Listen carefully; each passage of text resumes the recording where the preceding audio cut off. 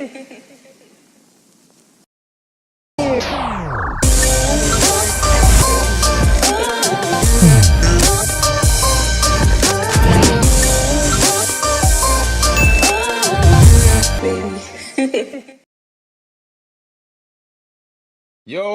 here's Lishin. Welcome, and for all the Mannschaft fan of Manchester United in Deutschland, big up and welcome to all of you guys. It's the #1 show of the weekend, guys. You know what it is. It's the opening day of Manchester United's Premier League season 25-26, and we take on Arsenal live at Old Trafford. Guys, the lineup is out. Everything is on. And of course, guys, you know. Brian Umbremo is starting. Matthias Cunha is coming off the bench. Benjamin Sesko leads the line. It's going to be a big one. Let's check out the lineup. Let's see. I have a little bit of a new thing for you guys now. Let's check it out. See if you guys like it. This is the new layout for watch-alongs now. Guys, it's going to be very interesting. I got a little something like a counter down below that's going to show you the scoreline and all these sorts of nice things. In this current moment, guys, of course, you know your chats will be live as well. Big up to Frankie. Glory, Man United in the building. I hope you're well. Oh, maybe I'll have to move that. Hold on. Where do I put this? Oh, let's just do this. Boom. Oh, crap. Rep.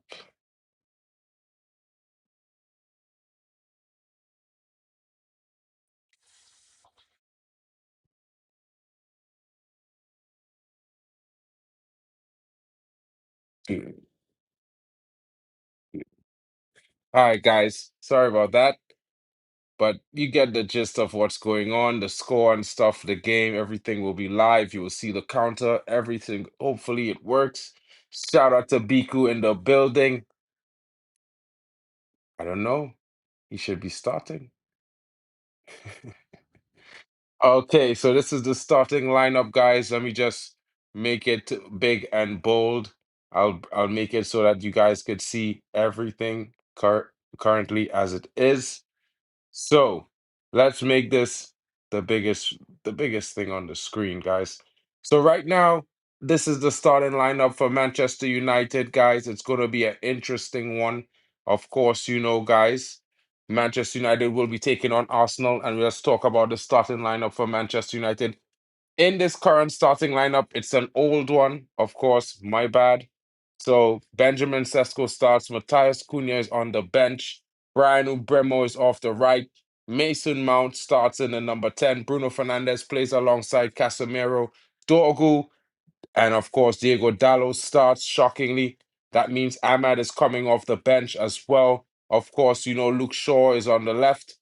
Dillet is there in the center, Euros off the right, and of course, Bayern there is starting his first Premier League game in a long time at Old Trafford on opening day. Guys, it's going to be an interesting one, of course. For Arsenal is Raya in goal. Saliba partners Gabriel as usual. Calafiori starts off the left. Bren White starts off the right. Odegaard starts off the right of midfield. Zubamendi's in the center. And of course, Rice starts on the left. It's a 4-3-3 for Arsenal. And of course, that means Victor Gyökeres is up front. Saka as well as Martinelli. So it's going to be an interesting game. Two teams who, of course, were after both strikers. You would have thought Gyökeres would be starting in goal for Manchester United at the front of the line. You would have also thought that Sesko would have been leading Arsenal's line, but currently it's the opposite. Sesko is leading Manchester United, and Gyökeres runs for the Gunners. Rio was on the bench. Big up versus Chelsea. Yeah, I saw that, broski. Shout out to Rio doing well. Of course, there's another Trini coming into the game, and he certainly is going to find himself in and around that lineup very soon, guys. I'll keep it a little bit of a secret, but the Trini team is starting to show some of the talent is starting to come out in the Europe and in the Premier League. So it's going to be very interesting going forward. Let's keep our eyes peeled for that. But currently, right now, guys, it's all about Manchester United. What are your thoughts on the starting lineup? As you can see, let me just make a check to see if there's any changes. And guys, what are your thoughts? Let me know in the comments. The game is about to begin. We'll be live here for the entire watch along. And of course, we're hoping for a Man United victory. And your boy MarkN is definitely hoping that we can get the job done. I'm hoping to see a debut goal from Benjamin Sesko as well.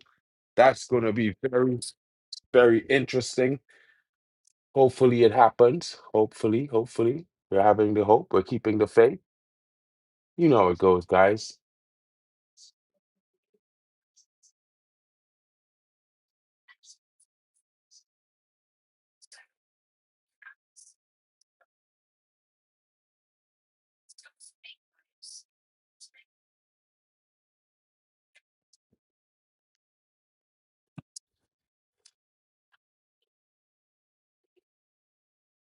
Eh, Okay.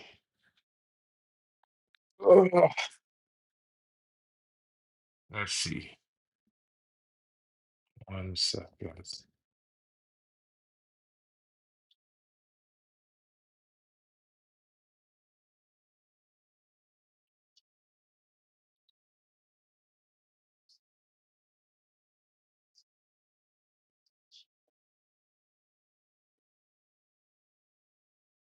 So apparently, guys, the lineup has been updated slightly, and it shows Cunha from what I can see. Of course, I don't think this is actually the lineup, but of course, there will be some changes as it goes, guys. The teams are walking out onto the pitch. Matthias Cunha starts up front. Benjamin Sesko will be coming off the bench. The team lineup looks like this, guys. This is what's very interesting. Wow. Even I'm shocked. Guys, what are your thoughts? This is the change in the lineup. Bayern there still in goal. The lid still in the center back position, of course. Shaw starts off left back. Dorgu ahead of him in the left wing back. Of course, Casemiro is next to Bruno, and Bumo is next to Cunha, and of course up front is Mason Mount. And as you can see at the bottom of the screen, it's that young talent right there. Diego Dallo starts off the right. Ruben Amorim has came out sort of, I would say swinging or in continuation of what we have seen in preseason, guys. It's going to be very interesting to see what happens here. Shout out to you guys in the building. And don't forget to smash the likes. Let me know what you think about the brand new layout. Of course, there will be some changes to the layout as it goes on. As I just make sure that everything is perfected. But currently, I'm trying new things. Shout out to you guys.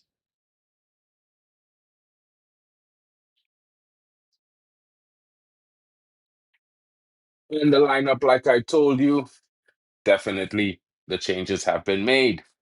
And for the Gunners, once again, I will be repeating the Gunners lineup, and that is David Raya in goal, Ben White, Saliba, Gabriel, and Calafori is the back four. Odegaard, Zubamendi, Declan Rice in that midfield three. And of course, up front, Saka, Victor Gyökeres, and Gabriel Martinelli. Guys, it's going to be an interesting one. Interesting one and interesting times. Let's see how it goes, guys. Let's see how this goes.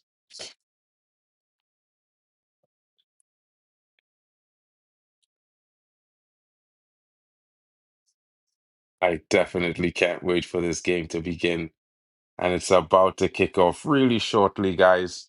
As you can see, the mascots are now making their way back to the sidelines. Bruno Fernandes, 19 goals, 18 assists in all competitions last season. Who is going to bet against Bruno to get the opening goal in this game against Arsenal for Manchester United? I will make a slight prediction. I think Manchester United is going to win this game 3-2. Yeah, this is my conscious prediction right now, guys, for this game. Obviously, I would believe that Bruno will get the first goal in the opening 10 minutes. I think there's going to be some good performances from Manchester United. Of course, Arsenal will have their goal. I think their striker will score. However, I think in the second half, when we see Benjamin Sesko come onto the pitch, our striker will also score. So let's see how this game goes. The players are now, the anthem is now going on. They're about to kick off. And of course, guys, we're going to be following it live.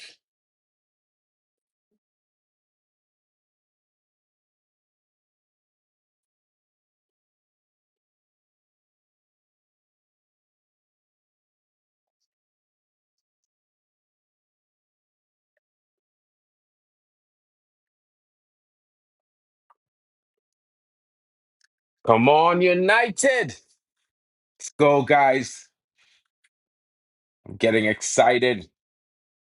Can hardly wait for the teams to take their stance and the game to be kicked off.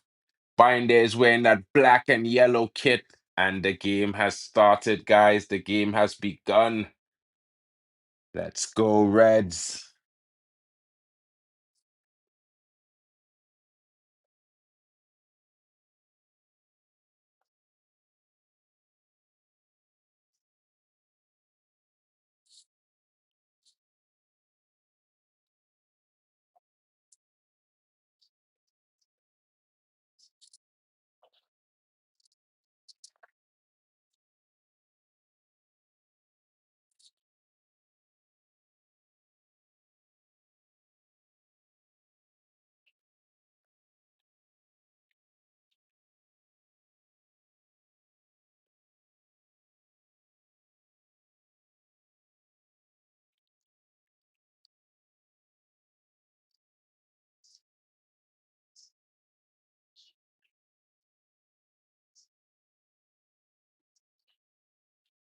Throw in for Arsenal, guys.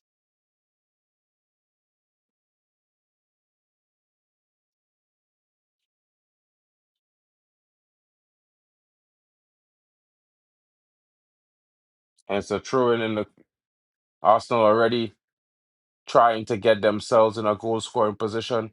Clearance by Diego Dallo there, all the way up to Mbumo. And Mbumo is going forward with the ball. And Mbumo, Man United on the counter. Man United on the counter. Ball through for Cunha. Oh, and he was too slow there. He was too slow there to get to that interesting counter for Man United. A step faster.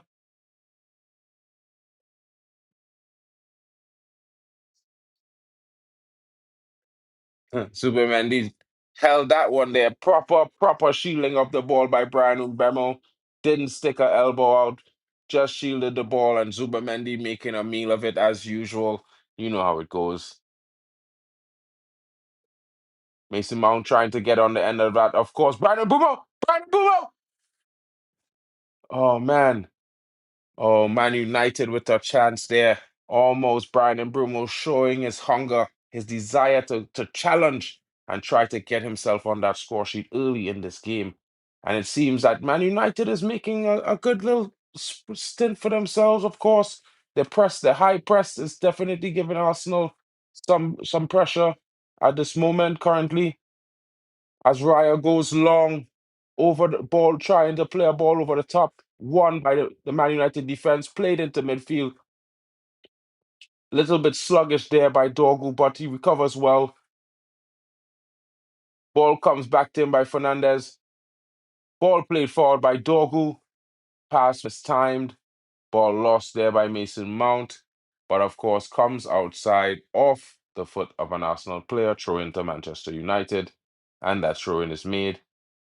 Luke Shaw is on the ball at this current moment. Referee says the ball needs to be thrown over a second time. Shout out to Bali Tech in the building, broski. It's gonna be wild. I gotta edit this thing again. Hold on, my bro. I'll bring you on in a little short moment. I think I forgot to edit the other scene with the man that watch live. It's gonna be wild.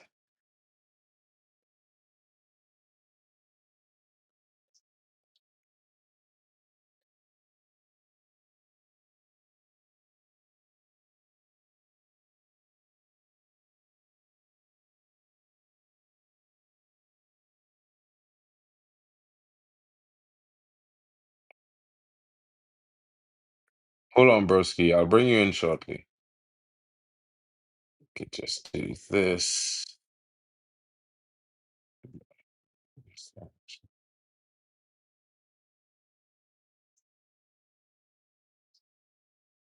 This one.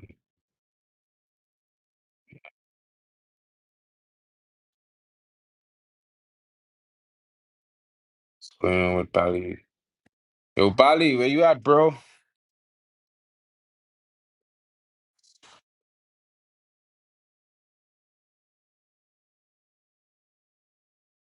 Bruno Fernandes stands over the free kick currently as Man United are prepared to launch one over the top. Let's see if Man United can get on the score sheet early in this moment. 4 minutes on the clock.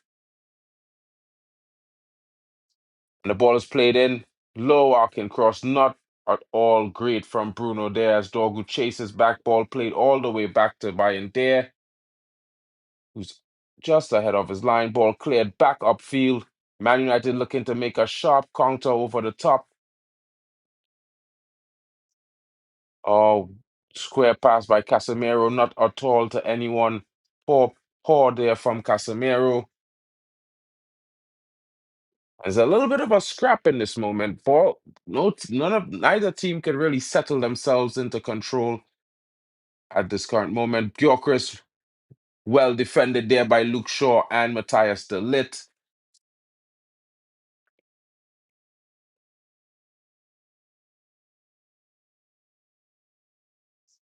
Where does this guy go? Where is this guy?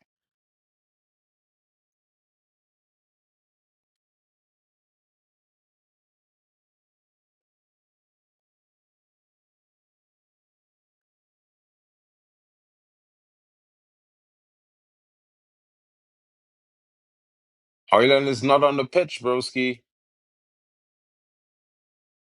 I'm not sure why, bro. I'm not sure why. It's just me live, bro. Brandon Bumo! Brian and Bumo! Oh, shot there, not at all threatening, but good intention there from the forward. The new signing from Manchester United, featuring in some moments in the start of this game that makes it seem that he's definitely, certainly looking to get himself on the score sheet in this first half. Of course, free kick to Manchester United as Bruno is fouled in the center of the midfield.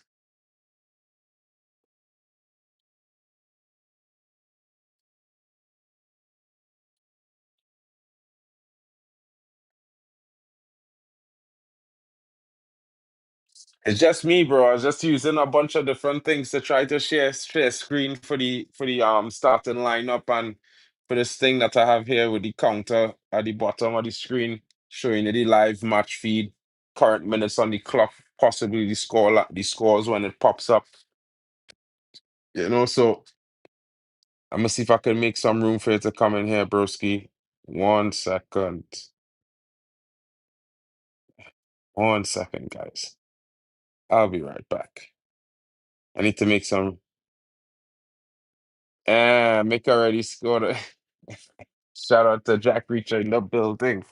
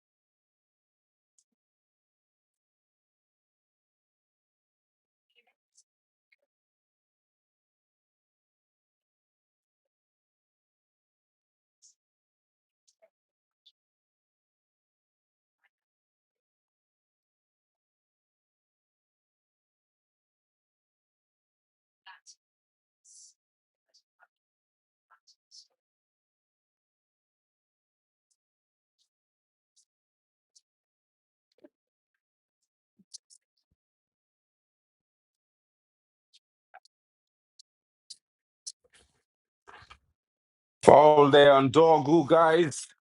Saliba kicking out wildly. Should be a yellow card. Let's see what the referee does. It's going to be very interesting to see what the referee does in this current moment, guys. Let's see if he makes the right decision.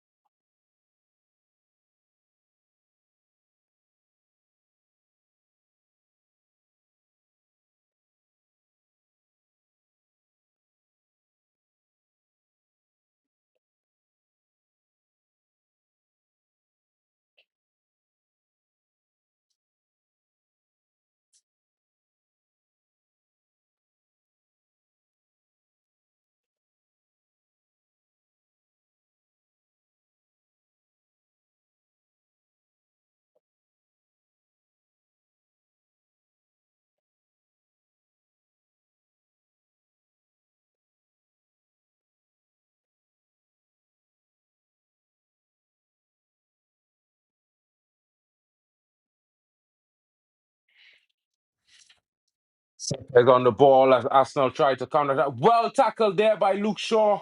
Unfortunately, goes out of play, not unable to recover there in a second. Guys, sorry that I'm getting quiet. I'm just trying to make a little edit here so you guys could, have what can I say? A more interesting dynamic view to what's going on with the game in this current moment as well. Let me see if I can just edit this right.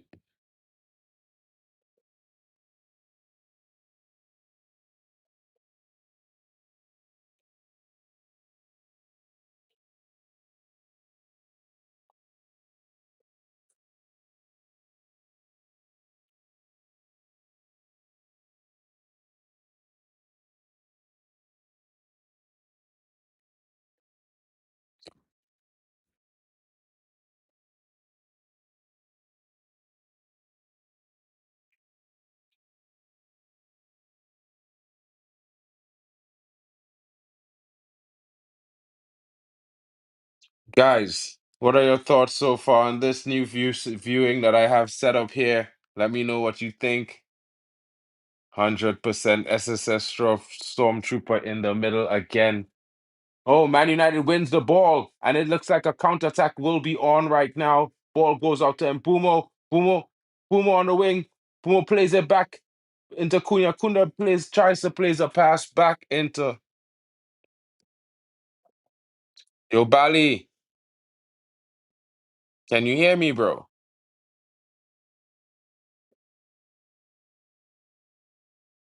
Yo Bali disappeared.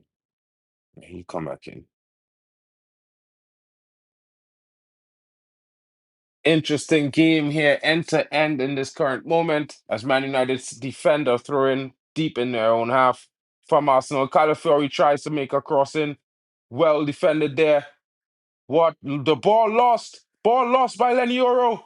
And it's Arsenal defended there by Delit coming to close down the man just now there to keep the scoreline as it is. It's a little bit of a sleep there by Lenny Euro, not checking his shoulder. Arsenal man just picking his pocket. Seemed to come from an offside position. Yo, Bali, I'm not sure, bro. Oh shit! 1-0. And it's 1-0. Ricardo Calafiori with it looks like a header. Is it a header? Oh my goodness. And we concede first at Old Trafford. Man United concedes first at Old Trafford.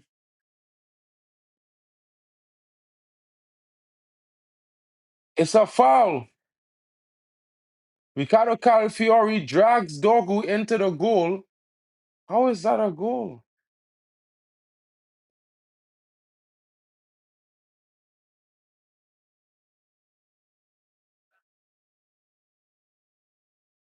That is wild. Yeah, I see it, bro. You can see it there.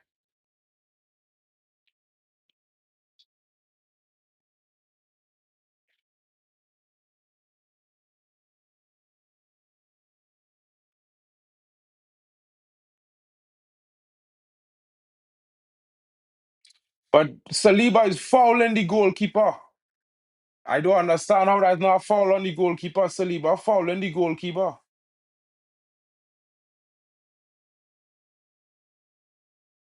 How is that not foul on the goalkeeper?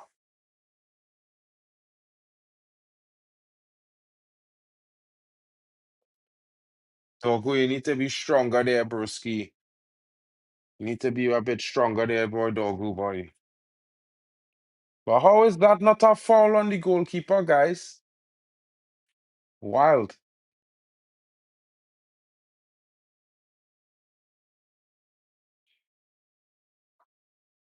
That is wild.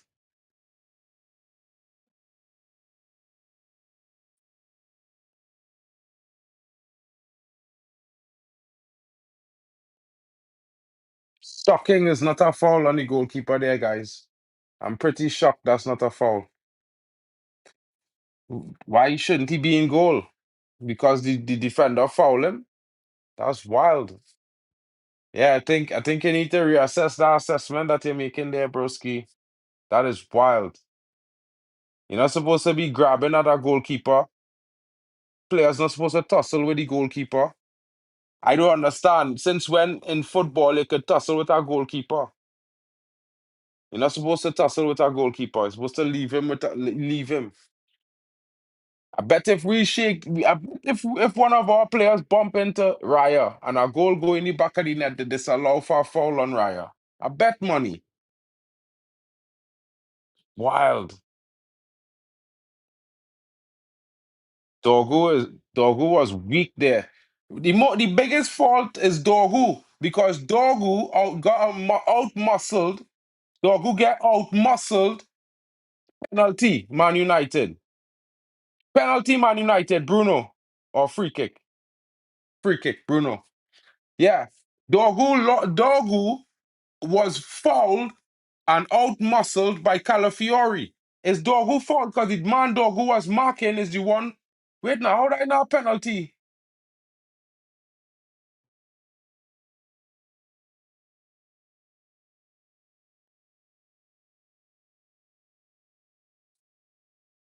Sucking that is not a penalty.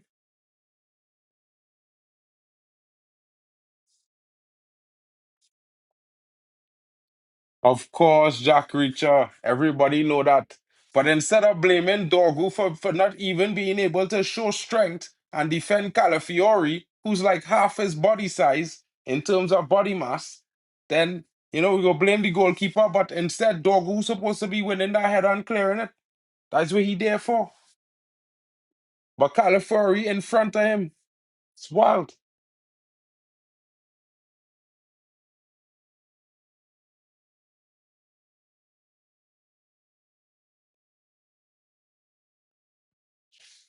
Man United as Bruno stands over the free kick. Free kick goes in off the box. Cunha plays the ball back to Bayern there. Bayern there clears the ball long.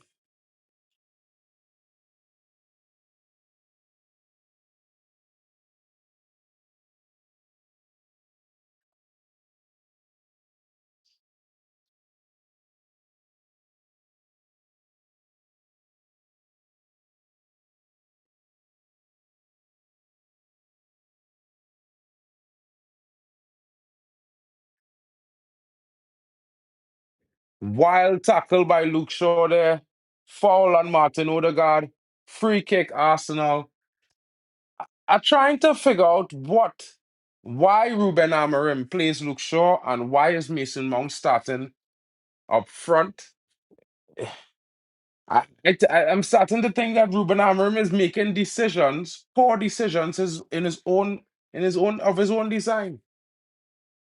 You have two strikers on the bench, three, as a matter of fact, if you count Joshua Zirkzee as a striker. For me, I would count him as an alternate number 10, but he's a 9.5, as he says.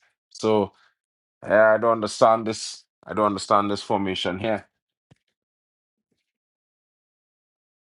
But that goal was soft to concede there. Not really disappointed in the level of defending there from the defenders.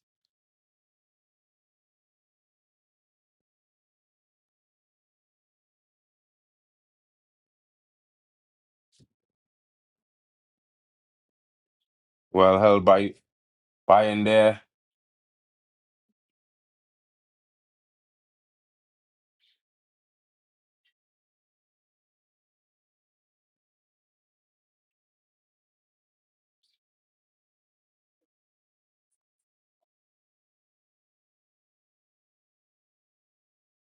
Man United play the ball out of the back to Euro.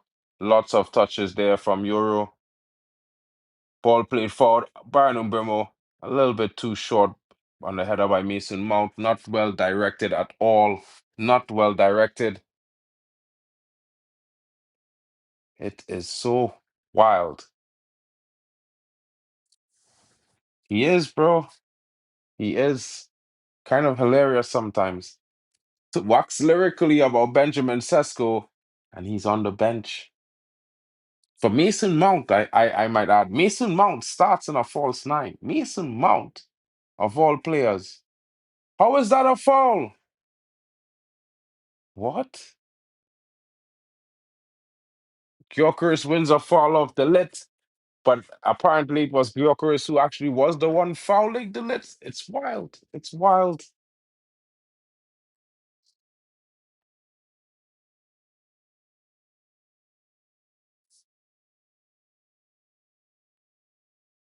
Cunha has been unable to get himself into this game at in this current moment. It's quite interesting.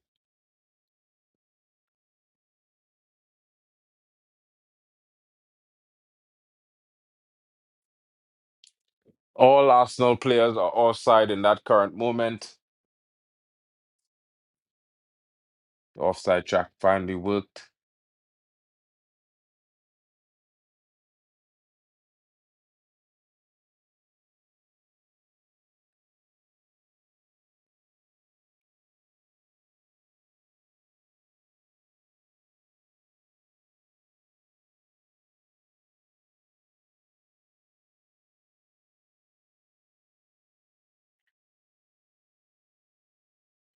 Hmm. Pass attempted to Cunha there, but Bruno unable to find his target.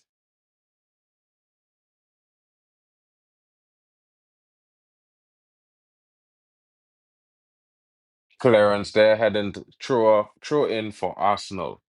Man United are knocking. They're making some chances, trying to get themselves into a scoring opportunity. Unable to do so.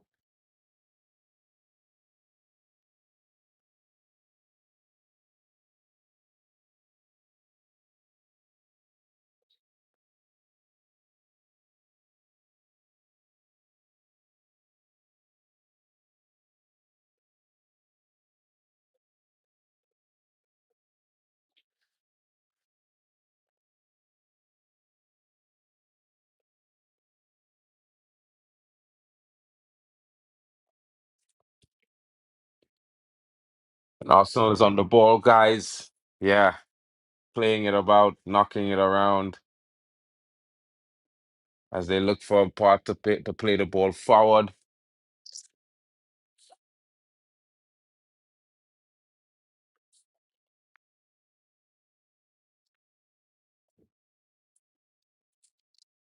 Arsenal still in possession. Gabriel on the ball there as he plays the ball centrally. Odegaard, Odegaard, Odegaard plays the ball to Saka, who looks to be offside, but no reaction from the linesman there. Ball goes all the way back to Raya. Cunha is making a press. Cunha wins the ball. Raya fouls him.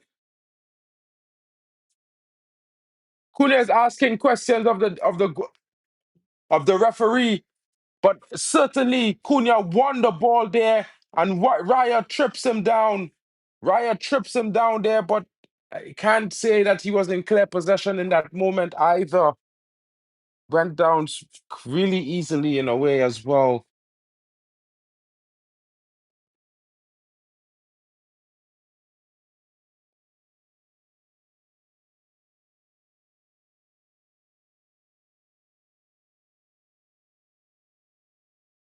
Ball goes all the way back to Bayern there. I can't say Man United are looking terribly in this moment. We have been creating some sort of chances, getting ourselves in and around the Arsenal box, unable to score that goal, that equalizer yet after conceding that soft goal. I would say, both Bayende and Dorgu are to blame for that poor defending by Dorgu. Not enough strength from Bayende as well. Shout out to Danny B in the building. But Man United have been getting some opportunities, but unable to get that final phase of attack with a shot off at goal. It looks like Arsenal's on the attack here. Well stopped there by Casemiro, winning the ball from a Martin Odegaard, spraying a pass to Brian Mbeumo on the wing as we transition into attack. And Cunha making a run. Oh, Brian Mbeumo shoots all the way wide, but it comes off a defender, and the Man United will have their first corner of the match. Well won there by Casemiro, sprays that ball out to Cunha. Looking good there. I mean, I think that goal is more on poor defending, Broski, because you know what I mean. If we can't, it looks like a foul on the goalkeeper. But if this is how they're going to defend, they're going to have to play against Arsenal. Our defenders need to be a little bit more physical in the box with these players and keep them away from the defender. None of our players are pressing Raya. Why is that? Why is none of our players having a body on Raya, just like Arsenal has a body on our player? It's wild. I would have put a body on Raya, to be honest. Poor corner there by Brian and Bumo. Ball goes all the way back to Bayern there. Poor defending. The keeper, yeah, I mean, he was fouled.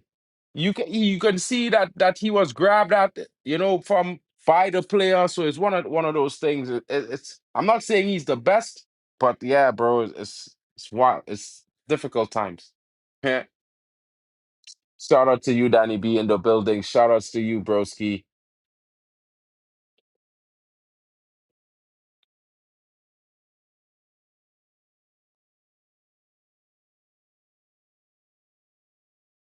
Shot there, weak shot there by Martinelli, well held by Bayern there as he tries to get the game resumed.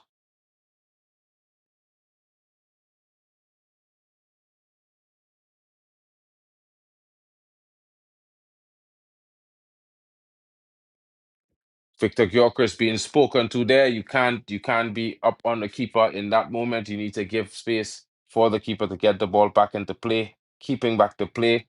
It looks like the ref is talking a lot to these Arsenal players who are committing offenses consistently in their own way, trying to disrupt the momentum of Manchester United. Manchester United now on the ball there, on the ring. Ball sprayed across to Brian Mbeumo. Overlap coming from the Iguodalo, used by Byron Bremo. No one into the box. No one makes a run into the box. Cunha is late, but he doesn't look like he expected a ball to come in. Why was no one running into the box? Oh, that was offside. Offside? Who was offside? Oh, Dalot. Cunha a little bit late on that pass from Umbremo, a little bit late on that pass. And Sesko looking on, very frustrated that he isn't starting. Not really happy. Doesn't look at all happy that he wasn't on the starting lineup. Xerxes next to him on the bench there, and I can tell you, yeah, that it's disappointing. It is disappointing not to see our team with a striker at top. We're seeing Mason Mount, who has disappeared in this game.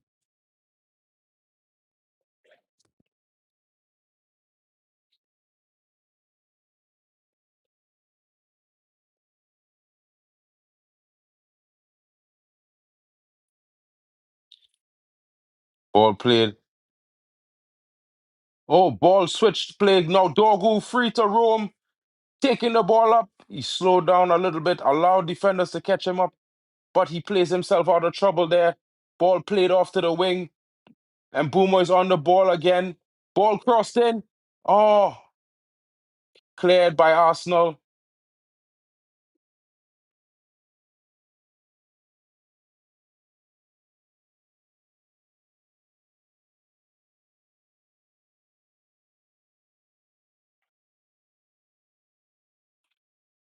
Throw into Man United after a failed pass by. Now it's Euro on the ball. Back to Mbumo. And Mbumo driving. Drops it off to Kun. What is that, referee? How is that not a foul, referee? Bruno was fouled there by Martin Odegaard. It's a wild one. Throw into Man United. A wild pass attempted there. But that was a foul on Bruno Fernandes by Martin Odegaard, and the referee let it play on. It's unbecoming. It's unbecoming, guys. Hey, former Man United defender Gabriel Heinze, first team coach at Arsenal. Interesting times.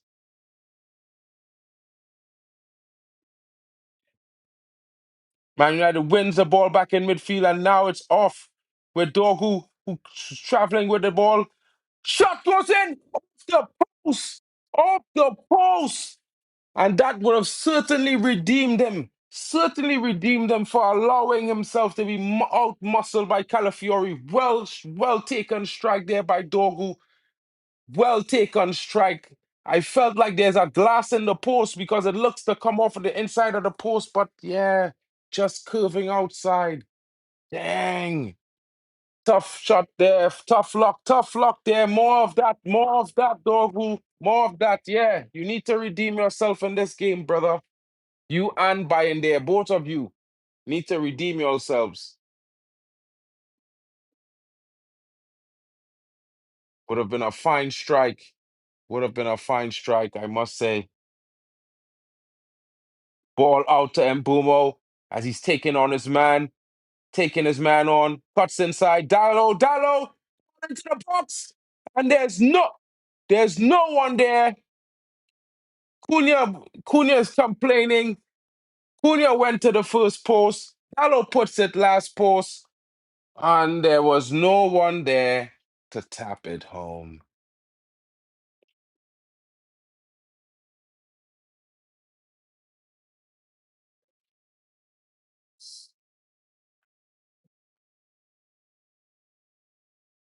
Cunha drives in on the ball in this moment, slowing things down, looking for an opening, makes a pass back to Casemiro, sprays it out to Luke Shaw. Luke Shaw looks up, finds Dorgu. Dorgu comes back all the way back to Delit. Delit is on the half line. By the way, guys, the press is high, and so is our line. Lenny Euro is on the ball in this moment as he looks for support. Back to Delit. Delit sprays it back out to Luke Shaw. Luke Shaw. No, that's Bruno Fernandes. That's Bruno Fernandes. Bruno Fernandes loses it there. And it's two against Luke Shaw. Ball comes in. What sort of wild attempt was that by Martinelli? Cunha is on the ball now, driving with the ball, running at the defense all alone. Solo breaks through. Cunha breaks through. Strikes and very disappointing finish there from after breaking through, almost getting himself into a goal scoring opportunity and successfully scoring there. But it was not to be from Cunha. Guys, I think my feed is like 30 seconds behind, guys. I have to say, wild. Arsenal, Saka is on the ball as they try to knock on Man United's door.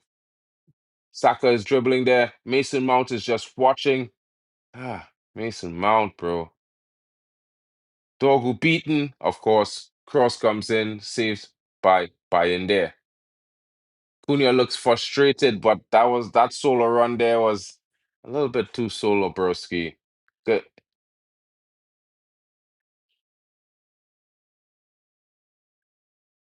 No one kept up. No one tried to keep up with him, and Bumo was just watching to see what happens. He didn't try to bring support. Yeah, it's gonna take some time for the players to find some chemistry. And Bumo back to Cunha. Timid shot from Cunha there. Get straight at the goalkeeper. Yeah, that's not really much link up, bro. That's just yeah. That's a timid shot there from Keep Cunha there. Straight at Raya. Disappointing. Disappointing. 7 shots from Manchester United, 2 from Arsenal, 3 shots on target by Manchester United, 2 from Arsenal. Of course, Arsenal leads with a goal at this current moment, scored by Ricardo Calafiori off a corner. Luke Shaw, Saka in the box on the ball, well defended there. Cross comes in, well headed out, headed clearance there. Casemiro defends, headed out, ball played forward. Cunha doesn't really press at all, broski. This brother. Well saved there from a attempted goal from Martin Odegaard that really didn't seem like it was going to trouble the keeper. More likely, it looked threatening more because it came as a deflection of the lit. Lenioro carries the ball forward this moment, plays it central to Casemiro. Now it's Cunha on the ball. Cunha, no, was my bad, was Mbumo on the ball who lost out to the Arsenal defense.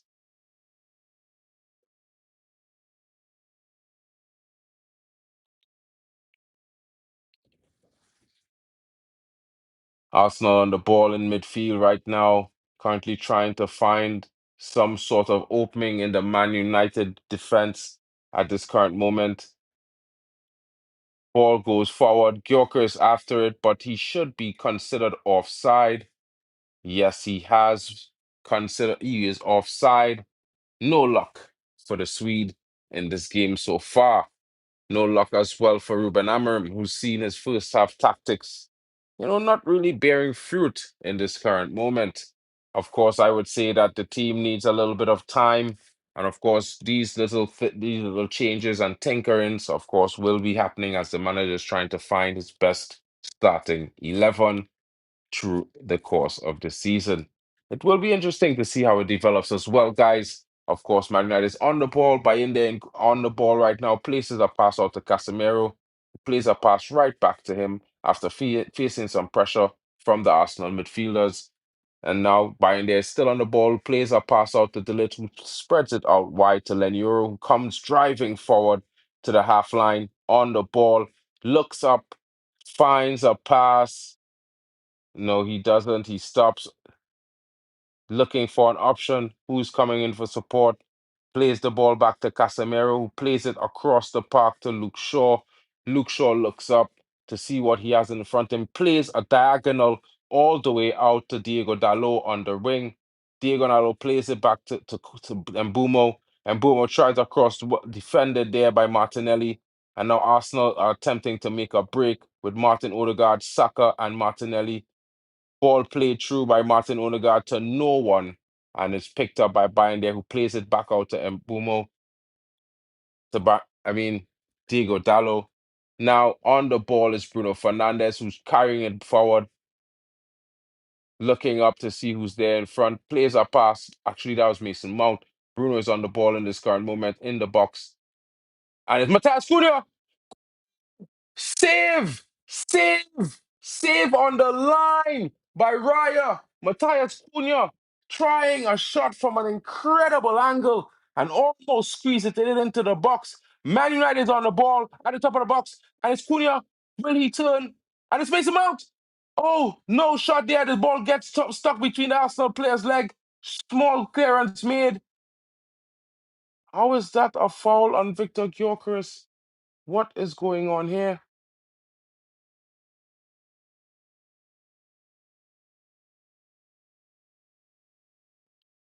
Well stopped there by Raya, denying Matthias Cunha there that fingertip. If not for that, and he's being heavily tugged on by Declan Rice. I am shocked it was not a penalty as he fell after being tugged on. It's insane. the what's happening here. I can't understand how that's not a penalty on Matthias Cunha, who was dragged down by his shirt was stretching. Certainly it's a large, but it looked like double XL in that moment. What can I say, guys? The referee only sees what happens when it's the team in red that's doing it. That's disappointing, guys. Disappointing. As we try to absorb this pressure right now, a little bit of Arsenal trying to find a way. No real openings in the Manchester United midfield in this current moment. They're trying to play it around, in and around, because they are not able to get through the middle in this current moment. But as I say, guys, Man United definitely need to get us on the score sheet as well. Martin Odegaard lofts one forward there, well defended, and then Bumo to chase as Man United, and then Bumo,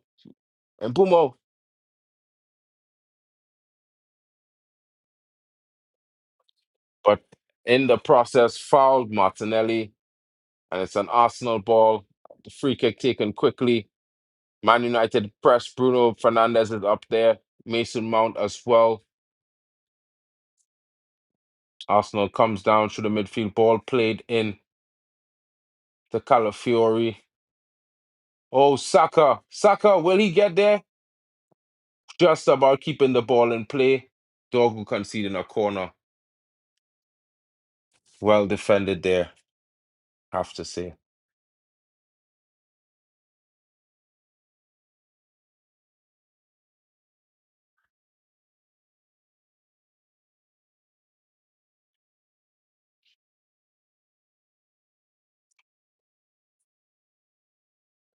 Corner to Arsenal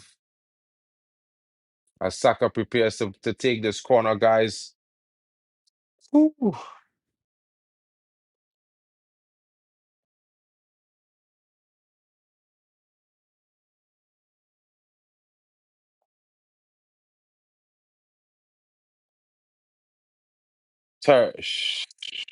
Terrible corner there, but somehow finding its way to Odegaard, then somehow finding its way to Ben White.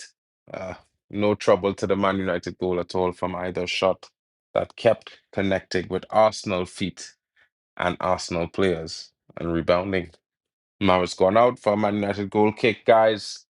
Let's see what happens. Because I think Man United will be getting on the score sheet. We need to equalize before the halftime. It would be do well Manchester United certainly very well if they can get themselves a goal in the next 3 to 5 minutes. Of course, we have been paying a lot of attention to referee. That should be a yellow card on Calafiori tugging Mbumo backwards, and the yellow card comes out. Oh, sure, broski. Kein Problem. Kein Problem.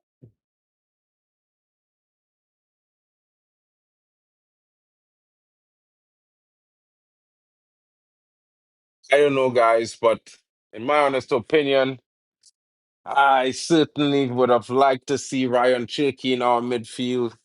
You know what I mean? If anyone wants to join, the link is here. If you guys want to jump in, yeah, the link is there posted. That is wild.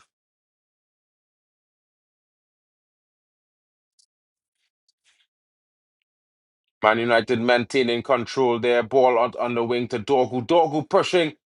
Comes into the box, a low one, but defended by the Arsenal players. Mason Mount recovering. Dorgu, Dorgu, Dorgu plays the ball back to Luke Shaw. Luke Shaw coming forward with a pass, finds Mason Mount, who plays Dorgu in again, but that diagonal is well met by Ben White.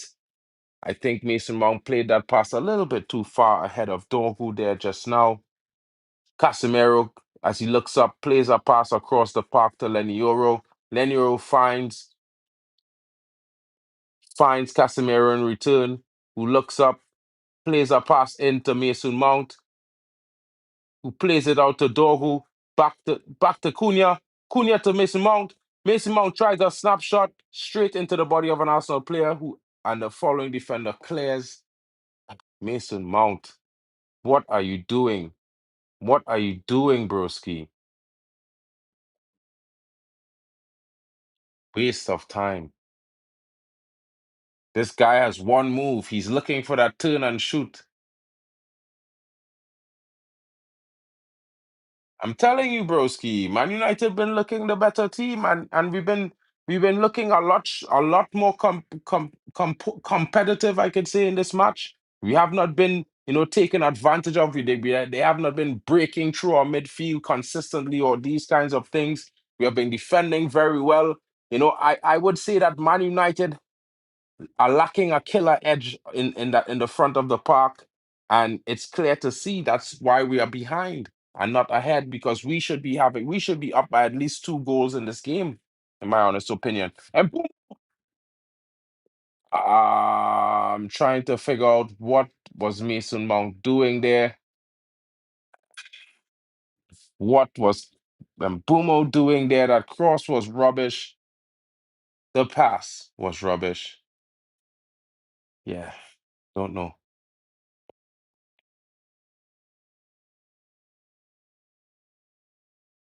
Dogu plays a wild pass back to Delit, who loses the ball, but thankfully Casemiro was there to shield off Victor Gyökeres, and now Man United come away with the ball. What rubbish was that from that guy? Mad. That was wild. Cross all the way over to Dorgu, a little bit under hit, and that brings the half to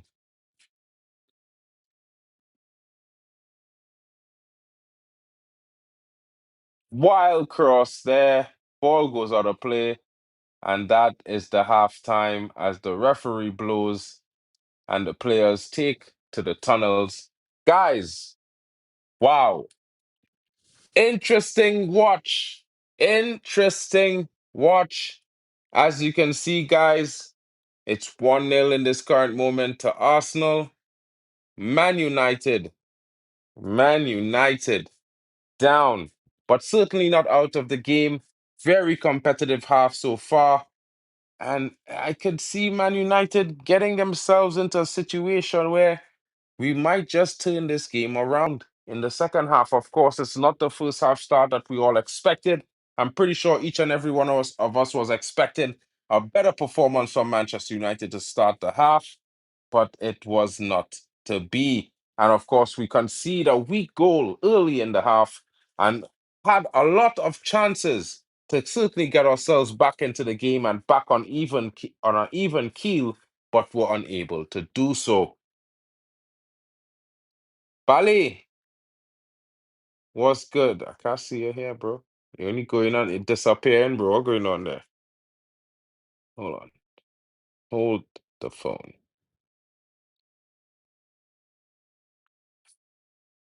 Da, da, da.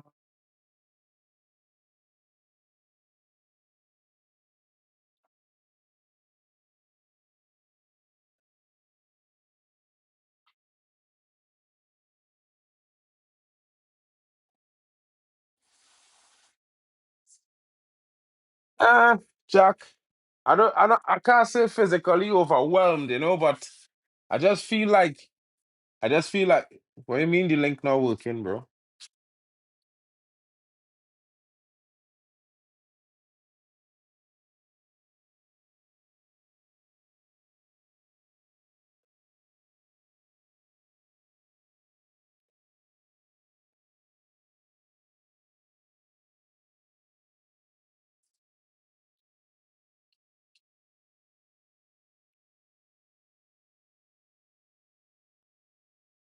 Try that one there, bro.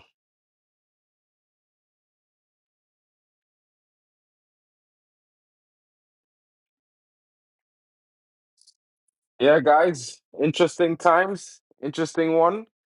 Hold on 1 second. But I think Man United could do better. I think we certainly have a chance to get ourselves into a certain control in this game. I certainly think we can do much better in possibly getting a goal. It's wild. It's a wild one.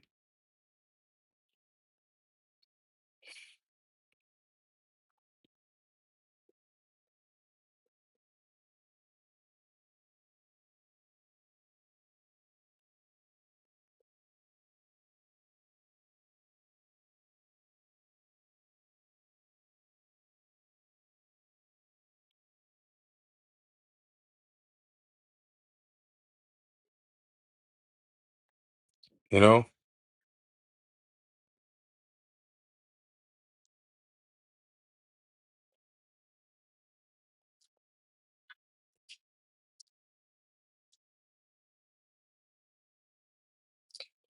Ah, wild guys, wild.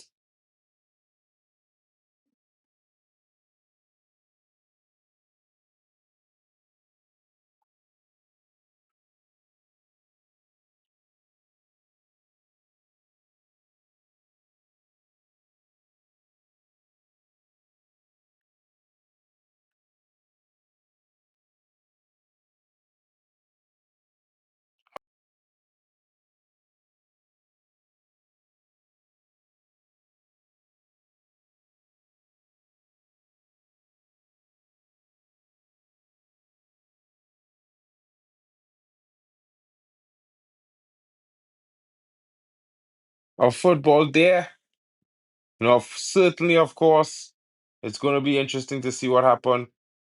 Man, that corner conceded. Yeah, it's, bro, wild, wild. You know what I'm saying? It's going to be interesting to see where we go from here into the second half, guys. What changes will the manager make? Of course, certainly, I would say I don't understand why Luke Shaw is even being played in this team. What the manager is thinking about starting Luke Shaw as well as Mason Mount. I think Mason Mount takes away from our actual creativity going forward. He's like a loose cannon on the pitch, broski. And to be honest, guys, I felt like there were moments in attack when he's not making runs forward. He's not looking to make runs when players are on the edge of the box on either side, whether it be Dogu or Dallo. He doesn't look to be making runs into the box. Of course, it's the same with Cunha in a same moment. Cunha has not been making much runs into the box unless he's running with the ball at his feet. I think they need to be a little bit less static and a little more mobile when other players are looking for options from either the left or the right side. Dorgu losing his man. Also the weakness of that hand from Bayern there, allowing that ball across the box. But certainly, I think that Dorgu should have done much, much better there. He lost Calafiori and was unable to make a clearance, and it was an easy tap in. Of course, he almost, almost brought himself back to equilibrium with a fine strike late in the first half, but it came off the post, cannoned off the post. David Ryan able to get there would have looked stunning if it had gone into the back of the net, to be honest. Of course, Matthias Cunha had two chances at goal, interesting chances. He's going for some incredible angles, and of course, he was stopped finally the second time by Raya, but the first time, yeah, it just came off the post, the outside of the post as well. It will be interesting to see what we do in the second half. Of course, I will say to you guys, it's been interesting so far. Calafiori seen a yellow card, short, fairly enough, from dragging Brandon Brumo down after losing him on a breakaway. But I think there's a little bit more to be done because the foul on our goalkeeper was certainly something that helped because you can see that right when he was jumping, a body goes into his chest. And realistically, guys, you are not allowed to be bumping the goalkeeper in this kind of moment. That's a foul on the goalkeeper. And of course, there's a lot, there's a lot, there's a lot and a lot of different opinions on that. But the goalkeeper still got a touch on the ball, and Dogu was nowhere to be found. So even if Roy Keane is blaming the goalkeeper, Dorgu's supposed to be marking Calafiori, who puts the header in. So if Dorgu was marking his player and not at sixes and sevens, Calafiori would not be getting that touch in. Understand what I'm saying? You're seeing reality, broski, and you're just denying it in front of everyone.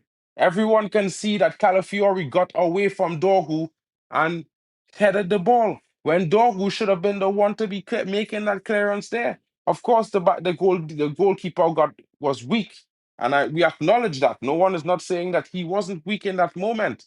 But where was Dorgu? I think Calafiori was in the position where he should have been, and Dorgu lost his man. You can clearly see it on the replay. He lost his man. You understand? So it's difficult there, and certainly weak from the goalkeeper. But yeah, I would have liked to see a header clearance there from Dorgu. But certainly, like I said, that he almost got himself retribution for that from that shot.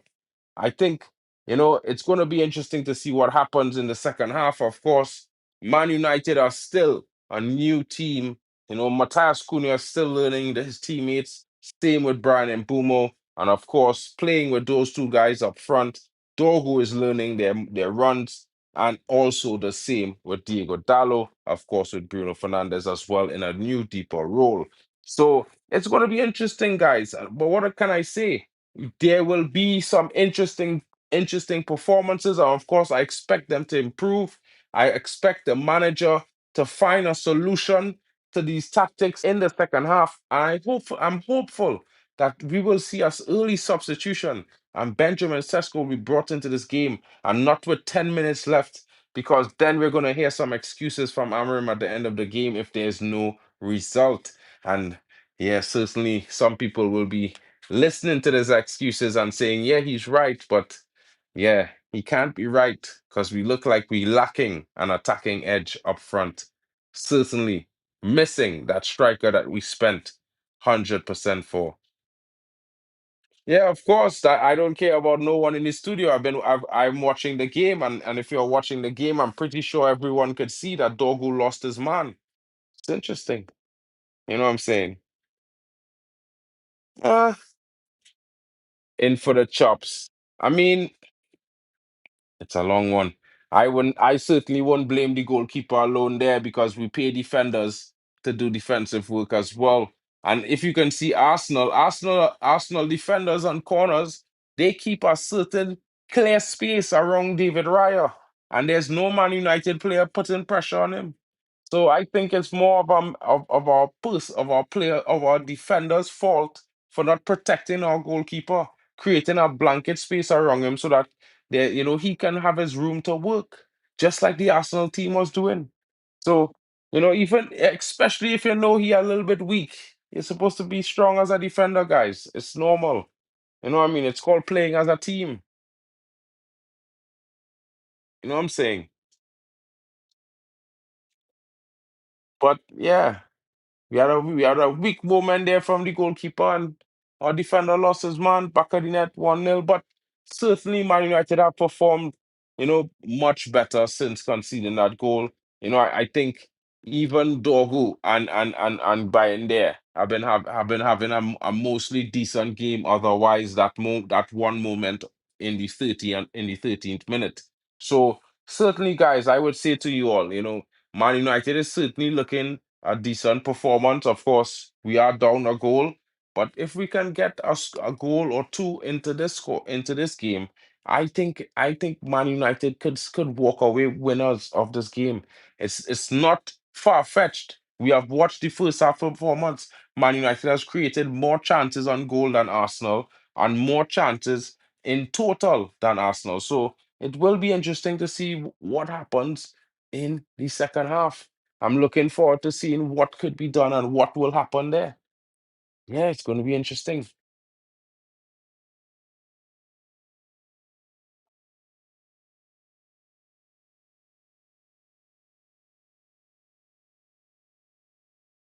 Certainty of events, guys. Certainty of events. Yeah, I know. I'm certainly not trying to protect a defender who lost his man, and the same man he lost is who put the header in. Certainly not trying to do that. You know what I mean?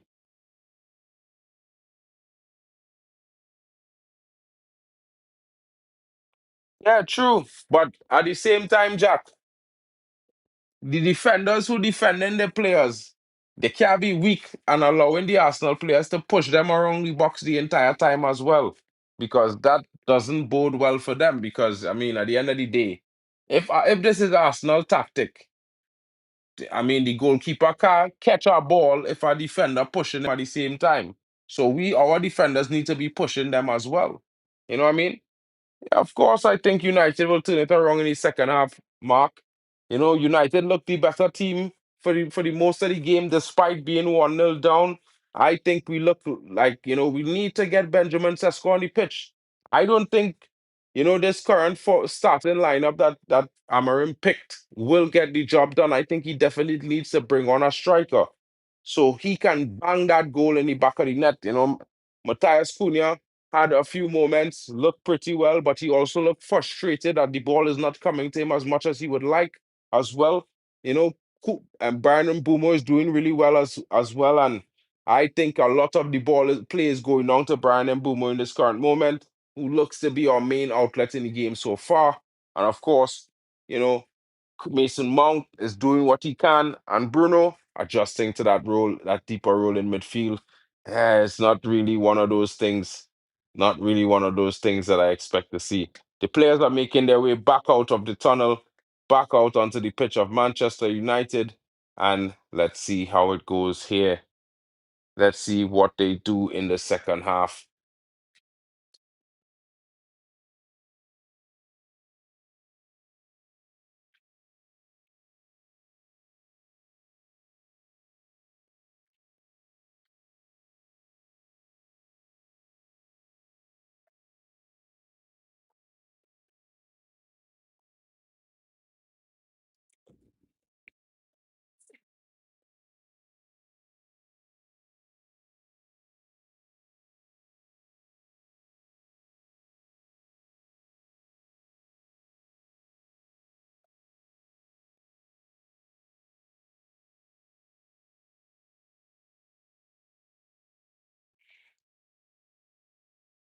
Certainly think the best chance of the game was Dorgu strike on goal, to be honest. From way out. David Raya was thanking his lucky stars there for sure.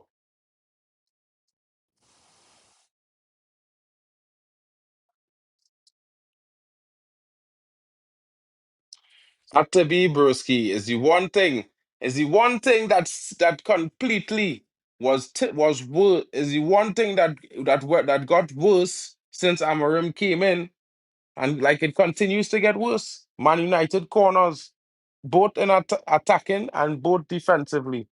Yeah. It's wild. But then again, in Portugal, they take corners different probably.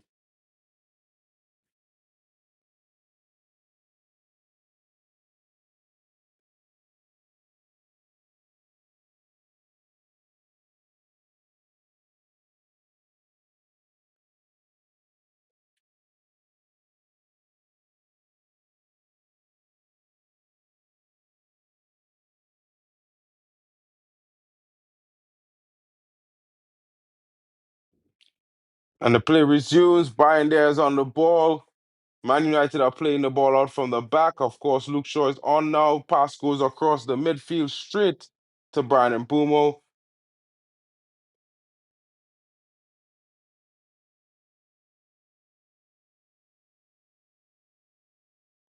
Clearance by Delit. Ball goes all the way out to Zubamendi on the half line.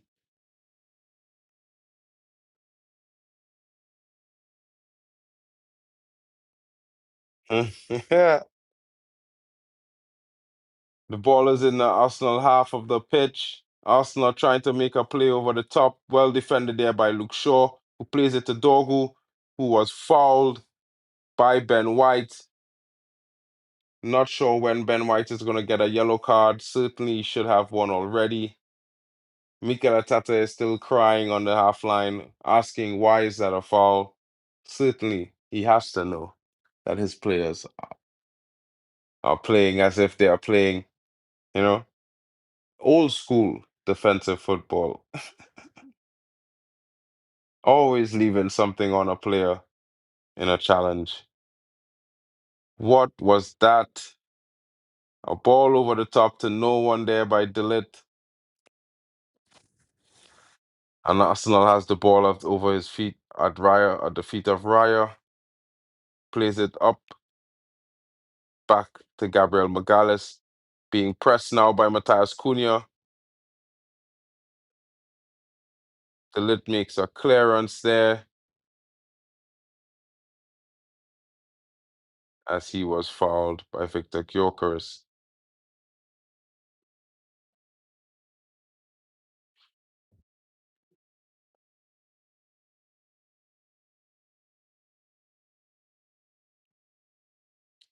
Monk plays Dorgu on through. Dorgu. Dorgu loses the ball. Clearance there by Zubamendi. But it's won by Luke. It's recovered by Luke Shaw. Oh, Turin.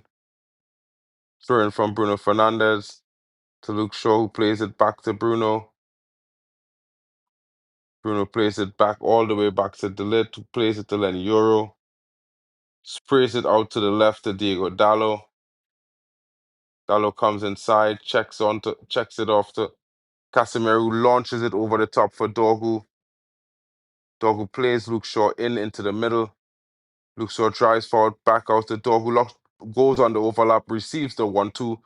Ball comes in, shot comes off a defender there. Mason Mount. Mason Mount with a snapshot that comes off the defender there. But then a second shot that goes all the way out. And of course, to nowhere. Martinelli comes off the pitch as Arsenal makes a substitution.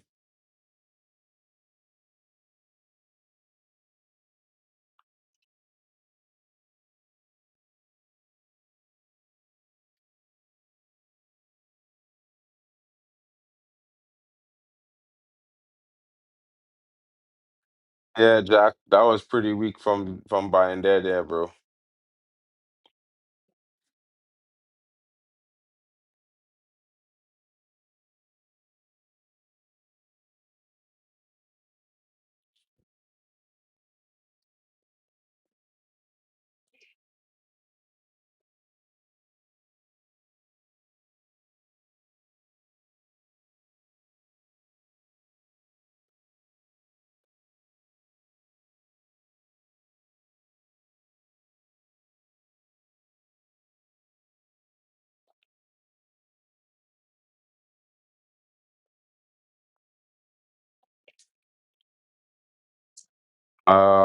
Martin Smelly doing what he does best, plays a pass into no man's land.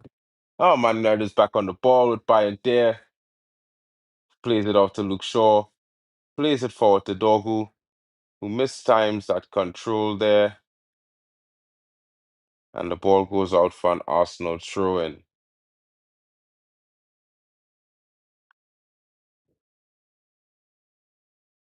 Arsenal is on the ball. Ben White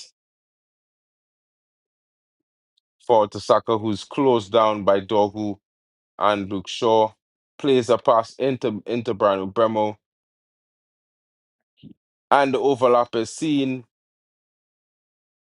Ball played back to Brian Bumo.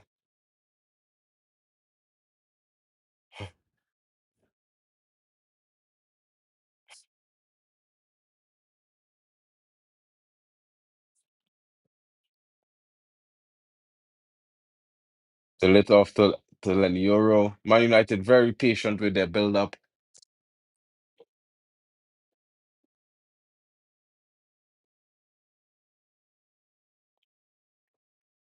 Gyökeres on the attack here now as he loses the ball for a split second there, allowing Manchester United defense to win the ball, fouling them in the process, and Man United have a free kick.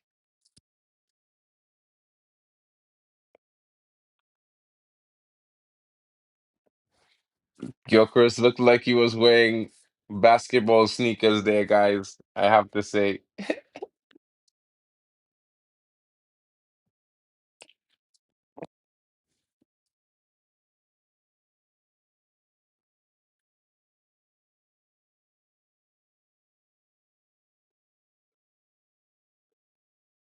Fouled by Arsenal on on Matthias Cunha. Of course, it has to be Gabriel. We know that player. He leaves a lot on players when he marks them. He's not afraid to let them have some of some of that Brazilian physicality. Oh, well stepping in there by Luke Shaw. Brian Brumo is Matthias Cunha is on the chase. Brian Brumo as well. Poor clearance there by Arsenal. Chested down by Bruno to Cunha. Left alone for Bruno. Bruno plays in Brian Brumo. Brian Brumo on the wing. Bruno. Oh,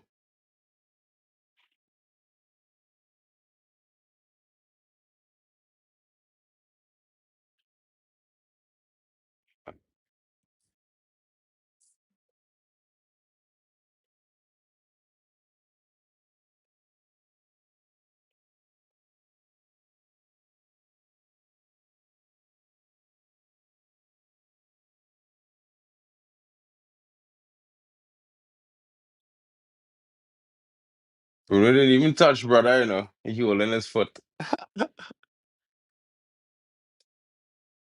Hey, the England coach Thomas Tuchel is in the building, watching and looking to see which England stars are looking like if they should be in his team for the upcoming international break. Foul, foul on Casemiro by Arsenal, and it looks like he is down. That must have hurt right there. Victor Gyökeres, and it's Declan Rice, stepping on the player's ankle there. And substitutions are coming from the manager. It looks like Amad Diallo is being prepared by the manager. Throw in for Manchester United.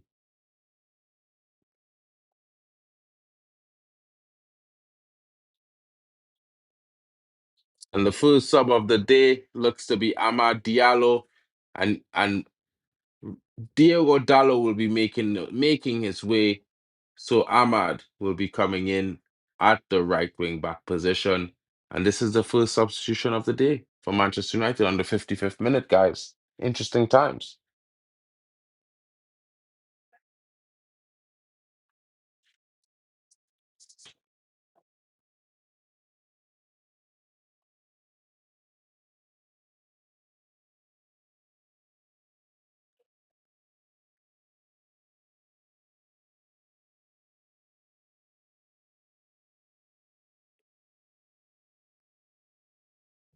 Ball through the middle. Brandon Bumo. Brandon Bumo loses out. Loses out.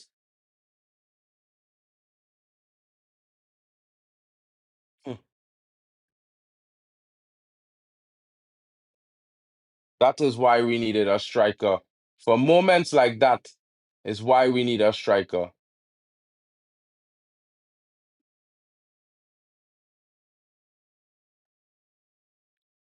This referee doesn't want to give a yellow card to Arsenal players, bro. This referee, that player was all over Matthias Cunha there, all over him, like like oil on water, you know.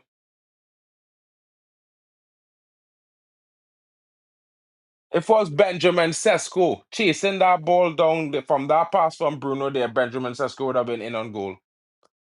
Can't lie. And Bruno tried his best there, but he don't have that pace, that extra yard.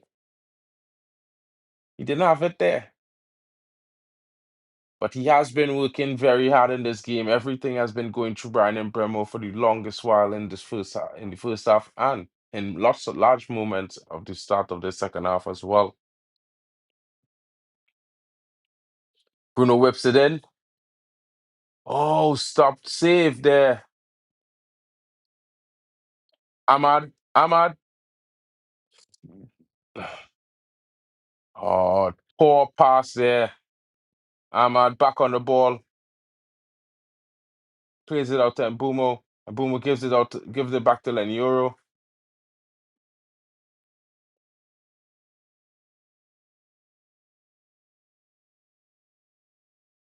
Cross in the box. Bruno Fernandes.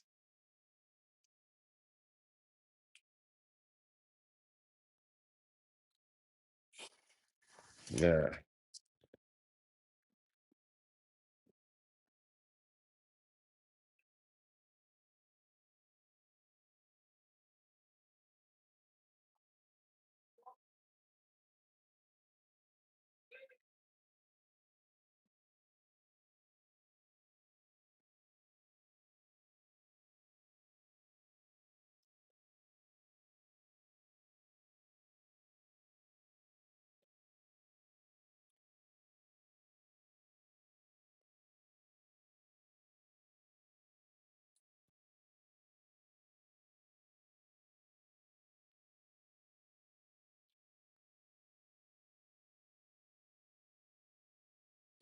You didn't see like clearly, like clearly, bro. You're not watching Arsenal players holding back Man United players with pure physicality, keeping them away from Raya so you have at least space to jump. You're not seeing that. You see what you want to see sometimes. I can't help that, bro. I can't help that, bro. If you just only see what you want to see, yeah. Because clearly you're not seeing the Arsenal defenders pushing away our Man United defenders. And when it's our Man United defenders' turn, they're not doing the same thing. They are keeping the attackers away from Raya. You can't tell me I'm wrong there because I'm watching it on on the replay as well. Mad.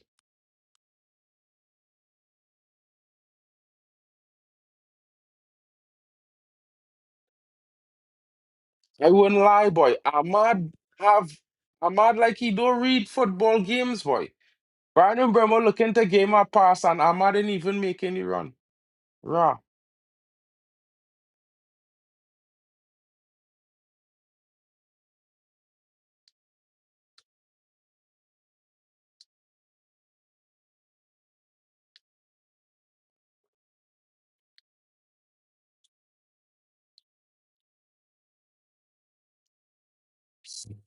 Wow. Yeah, but Jack Reacher, you didn't see how strong Saliba and how strong Gabriel was pushing keeping the lit and them away from him until the very last moment. I just want to know if we're not seeing that. Their defenders doing the hard work and giving their keeper time to focus on the ball. Yeah, simple. And like I never said that Bayern there wasn't weak. So are they saying that the defense had to do their job as well? They had to protect him and keep the players off him as best as they can. That's normal. That's not even anything new. That's always been football. Keep the attackers away from your goalkeeper in the box when you're defending a corner. Simple times. And if the goalkeeper get a hand on it, the defenders who defend the marking players, the defender who marking players, if the player you marking score the goal, it can't be the keeper fault. It had to be your fault because your man get away from you as well. I would say 50% of that goal was on Bayern there. 30% was on the defense and 20% was on Dorgu because he lost Calafiori. And that is not even that is normal. You can't lose your marker, especially if it's a defender on the back post.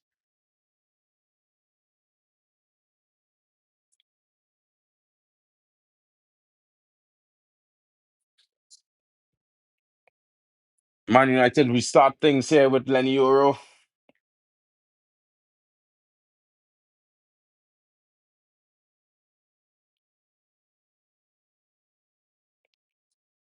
Cunha's foul there by Havertz.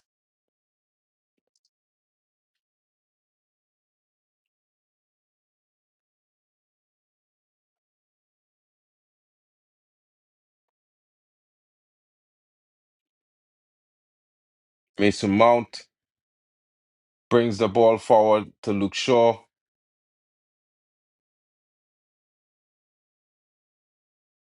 Casemiro, Mason Mount, Dorgu, Cunha plays a pass.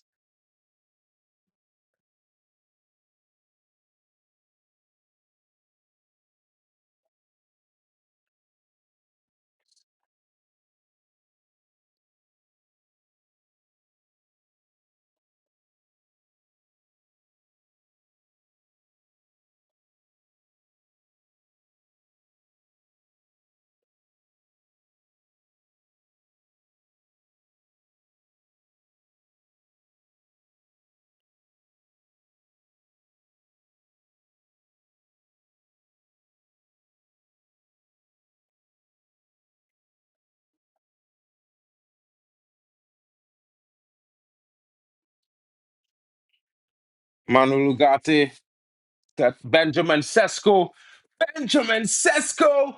And Manuel Ugarte set to come onto the pitch. And this is the start of the comeback, guys. Benjamin Sesko is about to come onto the pitch. And you know what that means, guys? It certainly means that Manchester United will be making an attack.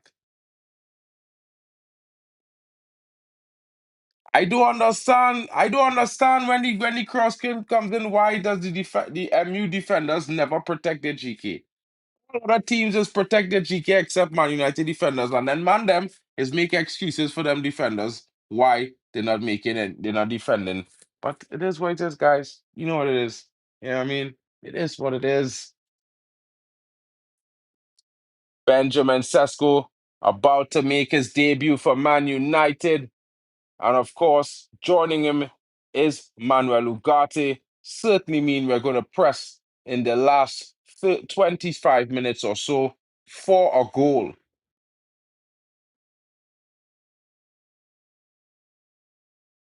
Arsenal pressing here. Shot comes in, blocked there by Delit, and the ball goes out of play, allowing the substitutions. And here, the Old Trafford faithful welcome our substitutions. Number 25, Manuel Ugarte, set to replace Casemiro. And of course, number 30, set to replace the useless Mason Mount.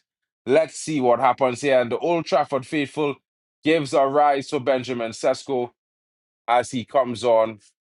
Sharp haircut from the young forward. His debut, the debutant coming into the team. Big guy. He clearly looks above most of the other players on the opposing team. This guy is really tall, guys. Big up. Let's see what happens here. Benjamin Sesko in the game. Let's see what impacts he makes as his first Premier League play moments.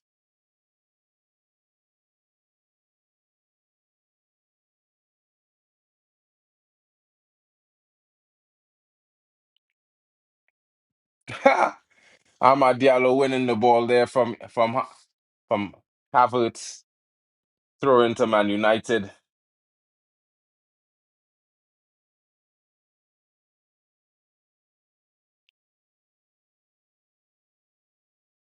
Then you with the throw in over the head of Matthias Cunha, bounces to the feet of Amad Diallo, who sends the ball forward, and it's a throw into Arsenal at the half line.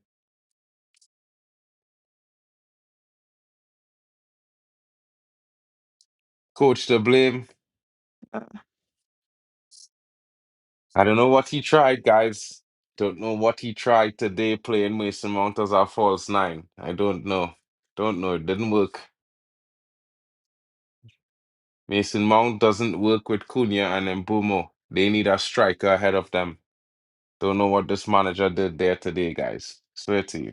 But there's still time. Man United have still in my opinion, have been enjoying large portions of this game in possession as well as in control of the attacking momentum. So I think a goal is certainly on the cards for Manchester United, guys. It's certainly a possibility, and with Benjamin Sesko on the pitch, you know, maybe a worldie. Unable to get his first touch there as Arsenal keep retain possession. Ball one from one back from Amad Diallo. Cunha is on the wing. Sesko. Cunha. To Amad Diallo. To Amad Diallo. Amad Diallo in the box. And he puts. What sort of pass was that, Ahmad? What sort of pass was that? What are you doing? Swear, guys. I won't lie to you. You have a striker there. You pass the ball to the top of the box rather than square it in the box to a striker. Terrible decision making from this player consistently. It's like he doesn't want to play the ball to a striker. It's weird. Sesko was open. Cunha looks up, gets the ball into Dogu. Dogu turns and loses it to Saliba, who comes forward, plays the pass in. Oh, Man United wins. Oh, foul by Manuel Ugarte on Madueke. How was that a foul? How was that a foul? He won the ball. Wow.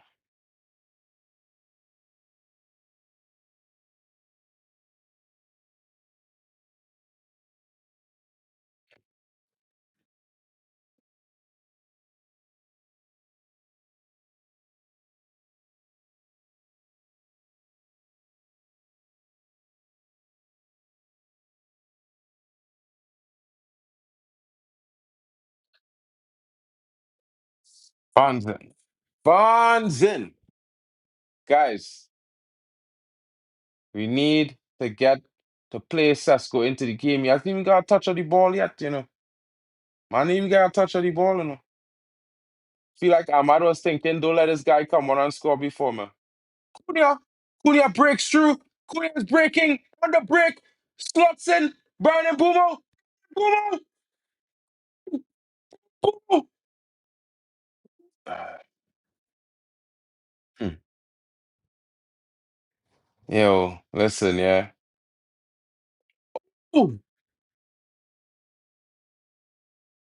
no one is all of them. Brian and Bumo, and Ahmad fighting to get on the end of the pass and they have a striker. Wild.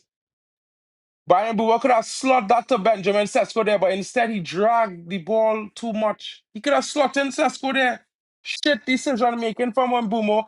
Ahmad running ahead of Brian and Bumo, closing down the space, blocking the space. Ahmad so thirsty to score a goal. He blocking the space. He run in front of Brian and Bumo and block the space, you know. But if I was manager, I bench Ahmad immediately. Immediately for that nonsense he just do there. You run ahead of the man on the ball in the box, blocking him out from a shot. You ain't even run past on the outside. You run literally run in front the man. The man now looking to square up to take a shot, and you right there appear. That is where it greed, people.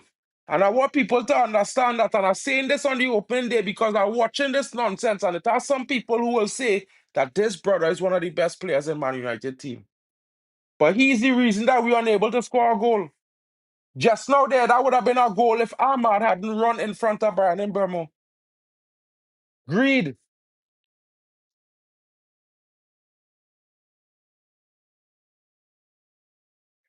Greed, you know. Greed causing that. Greed.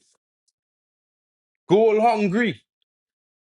Ain't no Man United to score if he ain't scoring the first goal. That's how dread it is. Rough. That is my honest opinion there, guys, on that moment there.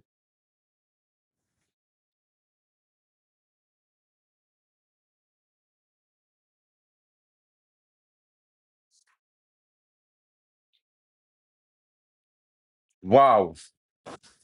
That is wild, guys. That is wild. Brandon Brumo opened himself up to shoot, and Ahmad standing up right there. Run in front of the man, boy.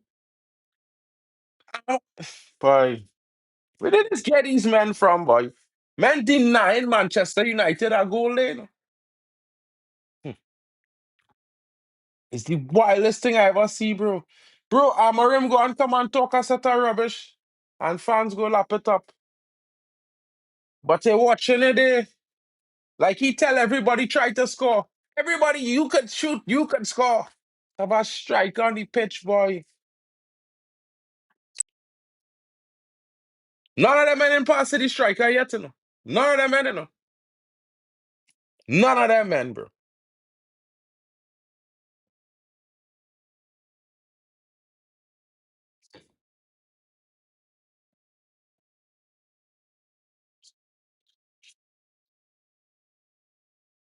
Wild.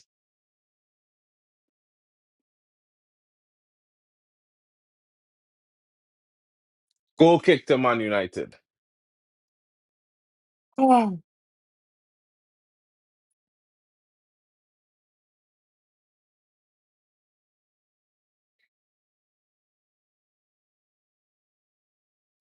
Ball over the top by Bayern there. Ball into the part of Sesko. Gabriel climbs over the back of Sesko, presses on his shoulder, and the referee does not give a foul. It's wild.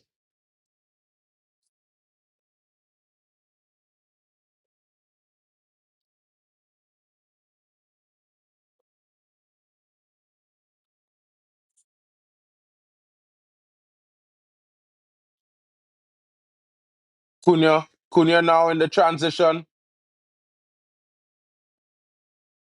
Ball in the. Oh my God! Oh, almost well saved there. Bruno's on the ball. Chips in. Ah, header from Sesko there. Unable to get it on target. Well attempted header there by Brandon Bumo. Unlucky. All well saved by Raya there as well.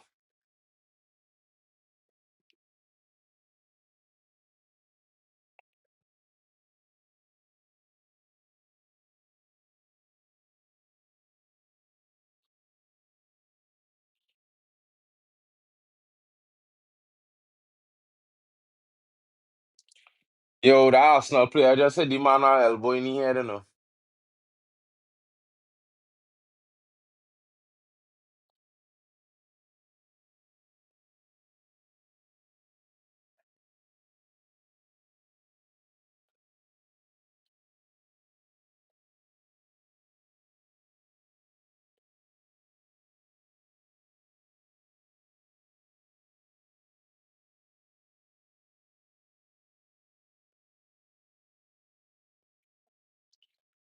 Interesting times, guys. Brandon Bumo trying to get up there.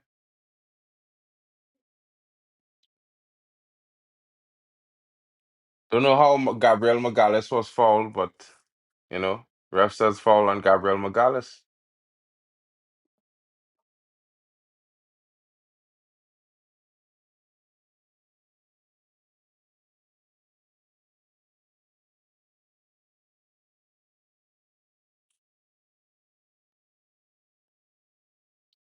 %, Jack Reacher 100.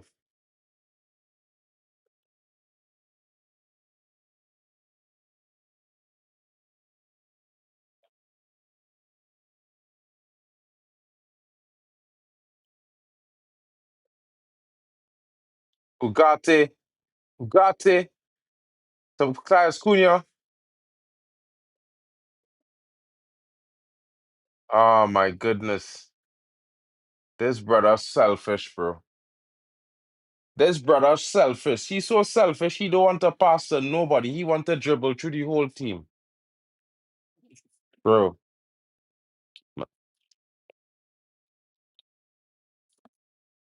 If we had I swear to man them, yeah. If we had buy Ryan Cherky, Man United already had 2 or 3 goals by now.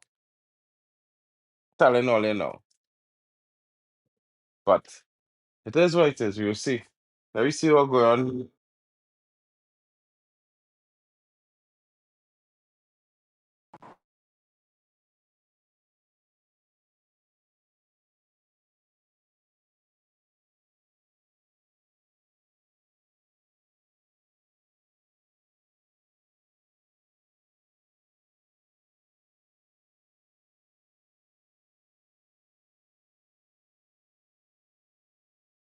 Pass the ball. I don't understand what going on here with this team right now. You have a striker. Nobody want to play the striker in to score the goal. Everybody want to score the goal more than the striker. It's like, and then men them go make excuses for the the stupidness of these players. Look at man shooting from. Nobody even want to pass a ball to Sesko, you know. Somebody go make an excuse and say maybe he not that good. Canton. Decision making on doing Man United in this half. Just keep it simple. Don't try to be a hero. Don't try to be a hero. Just pass the ball to the open man. Well, you have a striker there, he get a touch of the ball, he get one touch a header. Nobody in putting a ball passing again, the man a pass.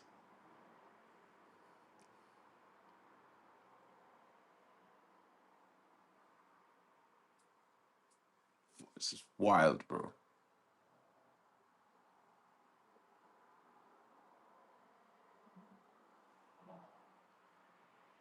Lenny Euro, Brandon Bumo, back to Lenny Euro, Amad Diallo. Ahmad, Ahmad, man pass the ball to nobody. Ahmad slaughter pass in the box to nobody, you know, bro. He literally just sweep a pass to no one. No one at all. Shit. Like, you can't be so shit, boy. You can't be so shit, bro. That into the box and just dump the pass off into nowhere. Nowhere, you know. Cause it had no one there.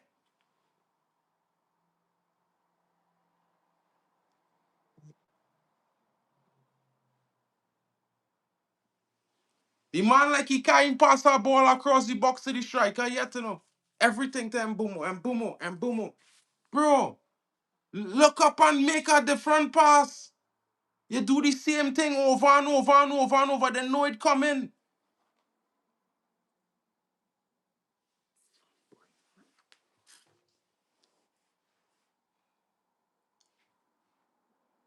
I trying to figure out where Amarim tactics is, you know, because like them fellas playing more shit with the substitutions.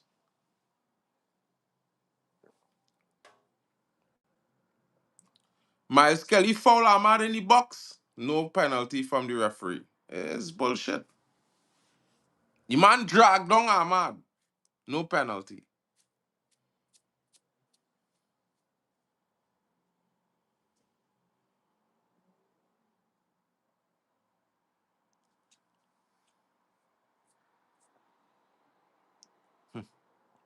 Wild.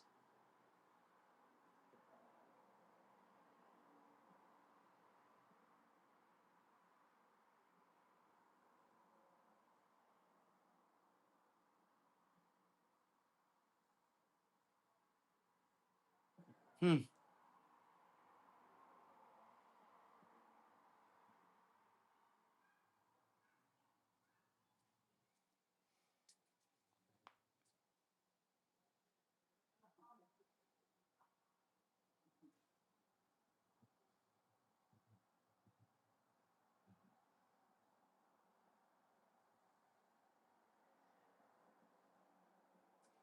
Yeah, I mean, I can see our potential, but I seen some players who playing against team play. Man who trying to go it alone right through. They ain't even trying to pass a ball, bro. Like, come on, bro. You can't do it by yourself. Pass the ball. You know what I mean? Pass the ball. It's football. It's a team sport you're playing. We don't need a hero. We need a goal. No matter who score it. It don't matter who.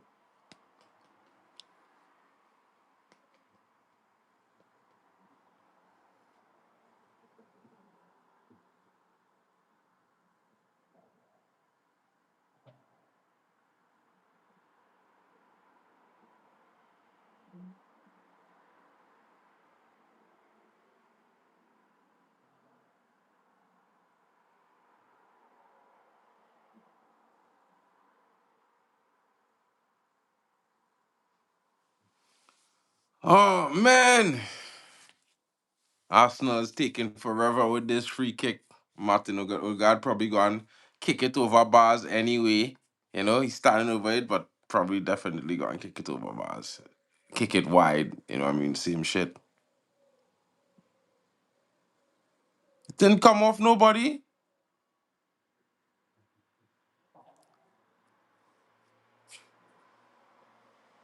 How Arsenal get in that corner? The ball didn't touch nobody.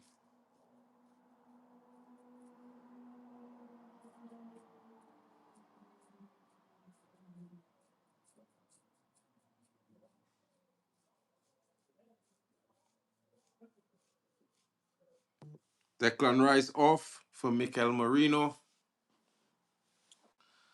Yeah, big up to you, Billy Blaze in the building. Is up, bro. This game, I mean, the performance from United all in all much better. Defensively stronger. Midfield midfield better, but crazy. The men and them in attack, they're not playing like a team. And Bumo is the only man really trying to bring other players into the game. Cunha trying to do it all by himself. Amad Diallo, I don't know what he doing. And to be fair, yeah.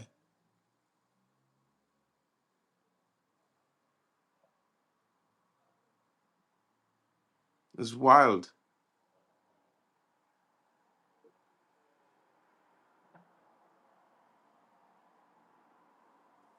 Lord Maguire is on Yahoo.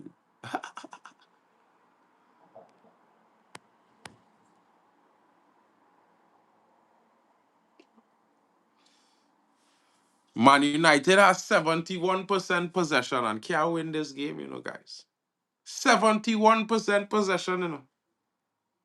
Possession don't win games. I tired tell man that.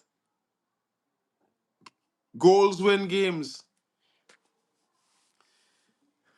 And in fact, when you're on the ball for when you are 71% of possession, it shows how shit man is. If you can't score. Cross. Bro, them man up, boy, who they cross into? They didn't cross into Sesko.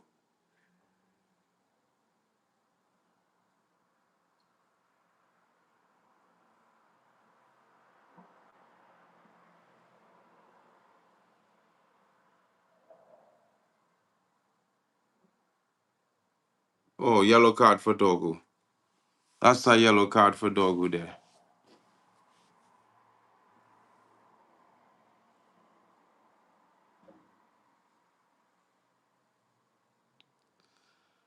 I don't know. I don't know what Dogu and the man doing, bro. Shit. More shit. They're doing too much. Hype. Yeah? Too much, bro.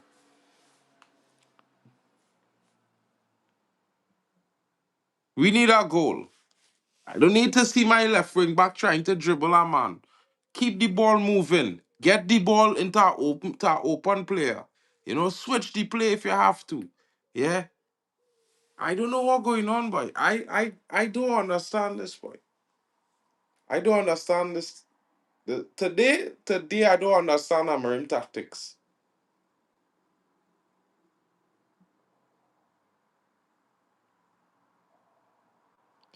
He experimenting too much to be fair.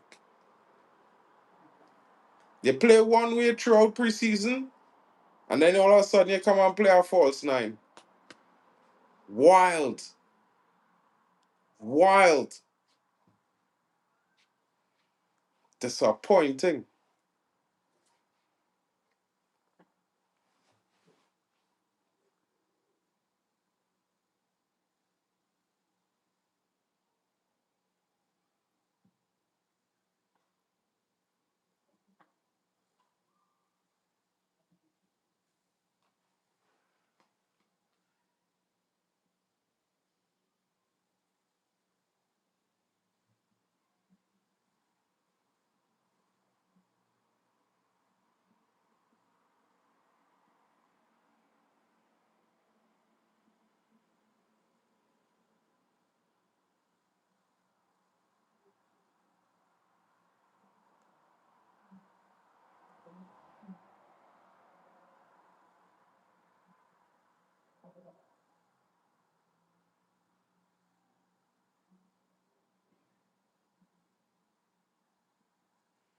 Maguire,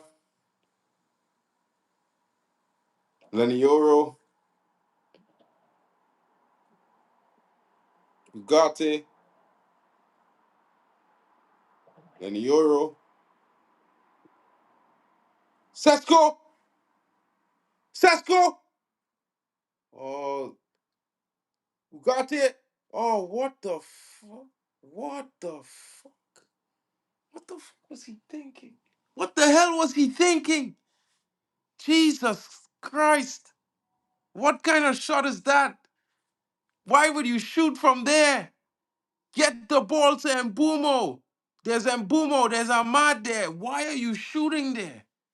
What is wrong with these players?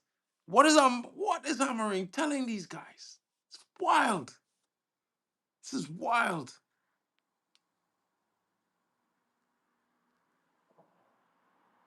This is wild, guys.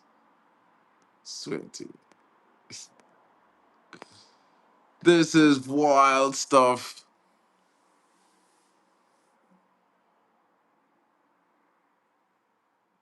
Sesko plays the ball out to Ahmad. Ahmad is breaking. Cunha ahead. And Bumo ahead. Ahmad in the box. Back to Bruno. Bruno to Ahmad. Ball through for Dillet. Dillet is in the box. Dillet tries to shoot. Sesko. That's supposed to be a penalty. That's supposed to be a penalty, referee. That's supposed to be a penalty. Sesko scissored down by Gabriel. No call. Wait, was that Cunha? That was Cunha scissored down there.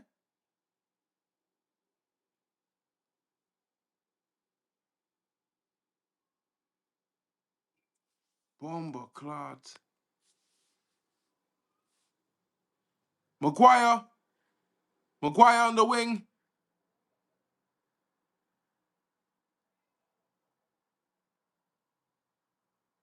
Lenny Oro wins it. Comes back into midfield with it. Plays a pass across to Bruno. Bruno puts the ball over the top. Benjamin Sesko with a looping header into nowhere.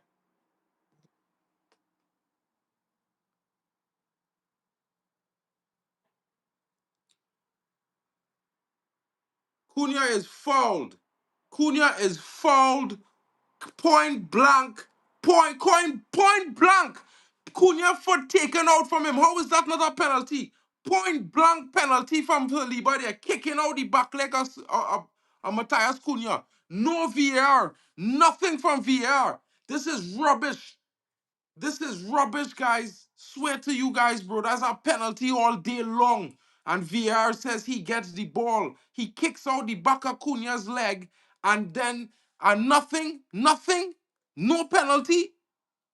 Nah, guys. Nah, guys. This is wild. How does VAR overlook that? How? How? How does VAR overlook that nonsense? 6 minutes left in this game for Man United to try to get a point. But how does VAR overlook that? It's disgusting. It is absolutely disgusting. That is absolutely disgusting.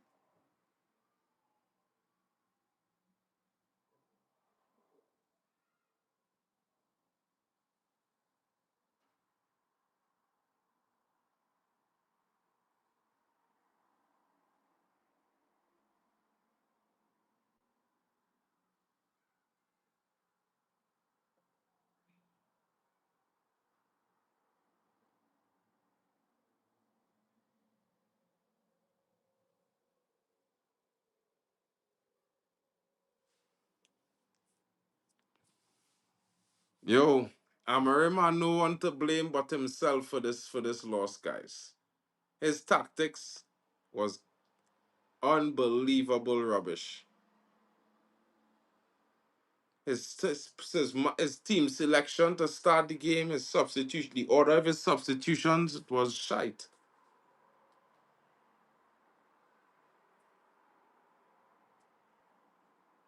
This is not this team that we see here. This performance shares nothing of what we saw in preseason. In preseason, we was playing with a striker up front. This time in the season, we starting with a false nine. What quality team? Amarim have a howler. Amarim have a howler. That's supposed to be a red card. That's supposed to be a red card for Lewis Kelly. He's the last man.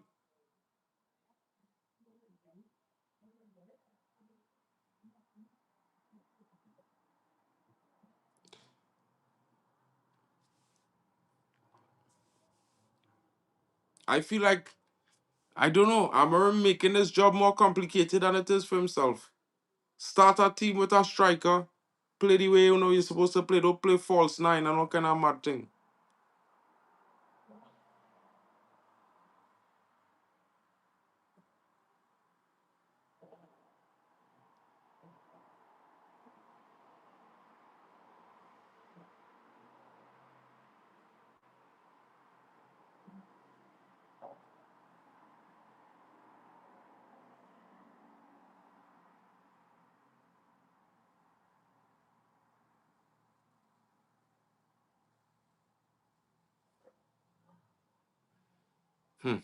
I wouldn't lie to you guys. Disappointed. Disappointing. Disappointing. Disappointing.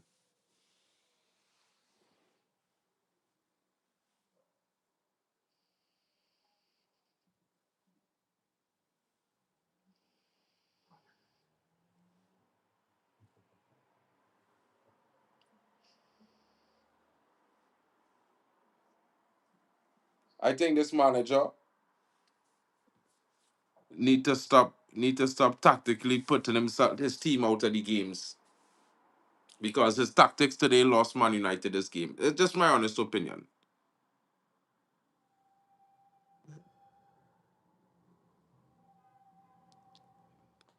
The manager's tactics were at fault for most things today. I have to say.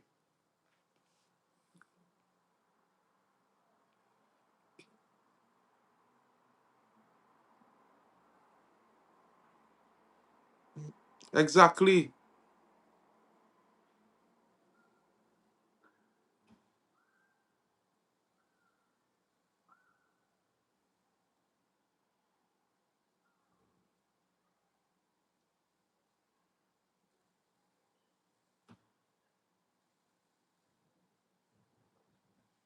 And like this referee don't want to give a penalty. Arsenal probably could hand the ball in the box at this point. They would still wouldn't give a penalty.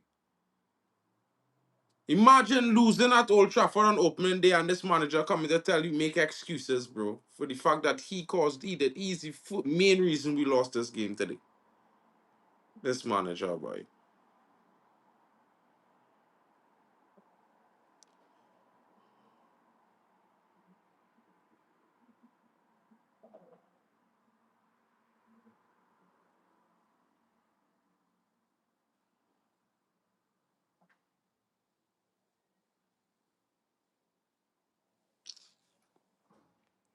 And that's the final whistle, guys. The final whistle is there, and it's 1-0 Arsenal, Man United nil. And you know what, guys? It's disappointing. Disappointing. We'll be having the match reaction, of course, a little bit later on this evening, 7:30 UK, guys. Yeah, I mean, hear me 7:30 to 7:30 UK. Yes, definitely 7:30 UK. Guys, disappointing finish to the game. I think Ruben Amorim's tactics playing a false nine let him down today. Obviously, there's a lot of work to be done. Man United, as you can see, guys, just give me 1 second. Let me put all the information up on the screen so you guys can see that we had just about 68% possession in the game and still lost. Yeah, possession doesn't win games, guys.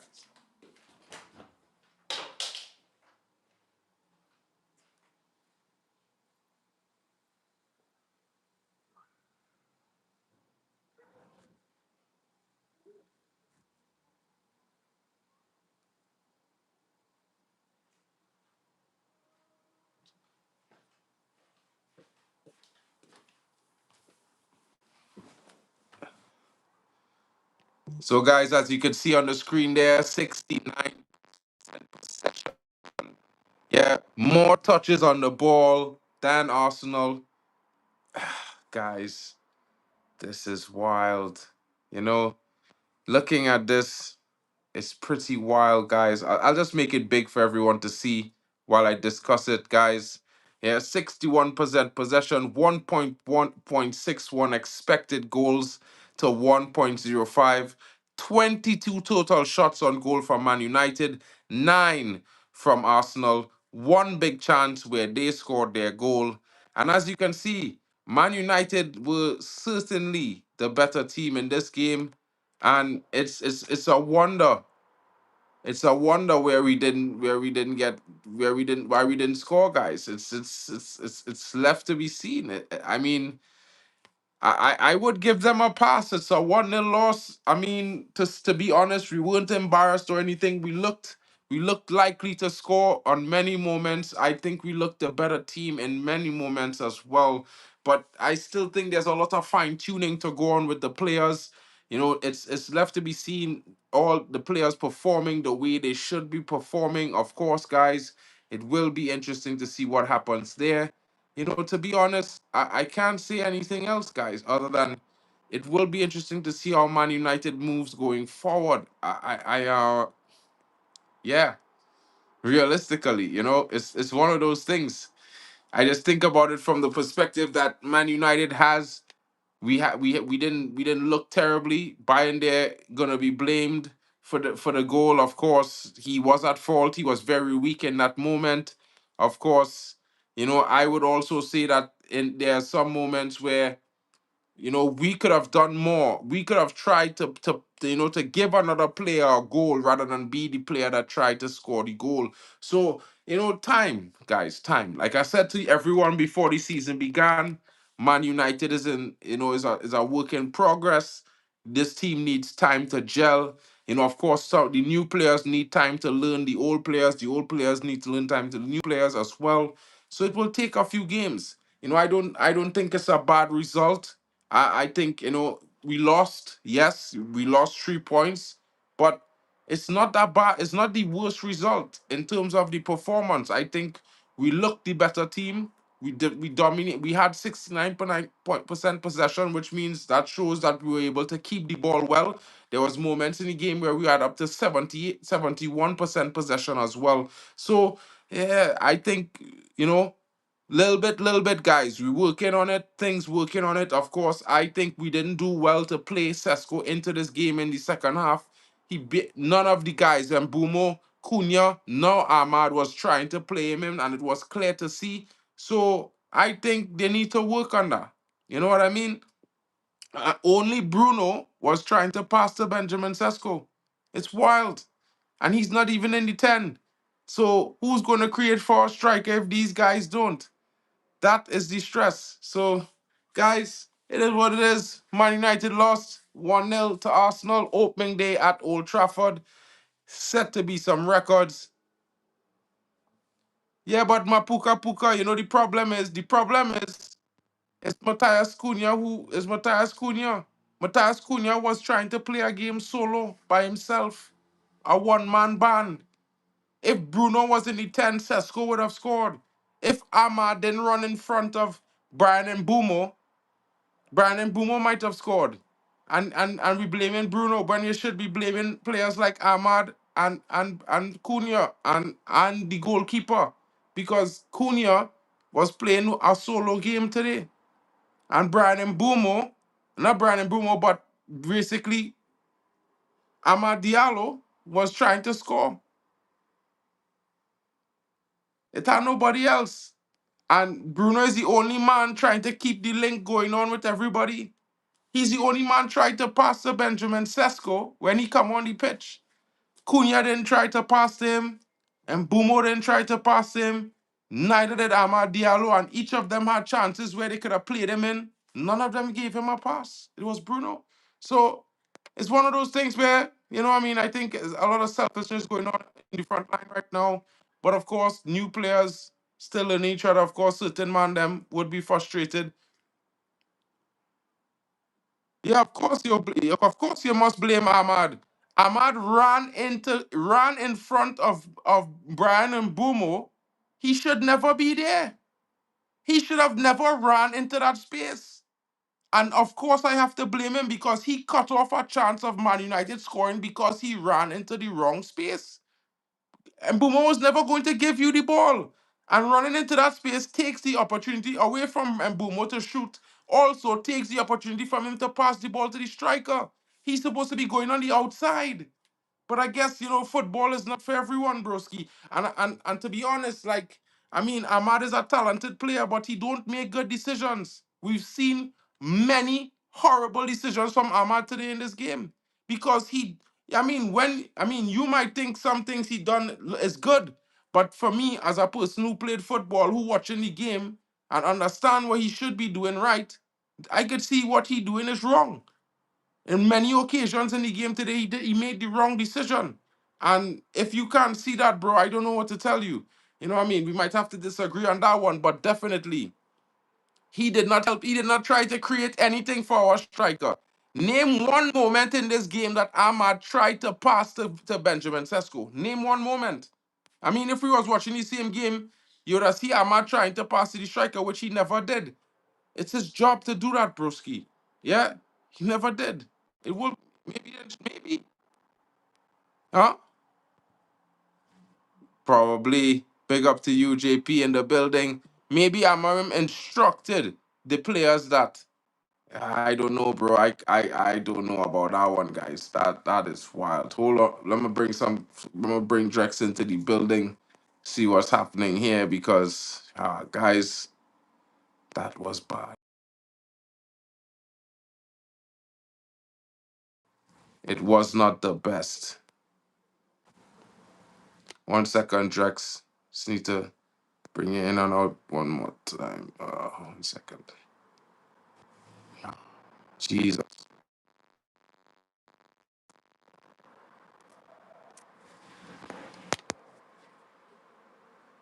Oh, good God. Okay, remove this from the scene for now.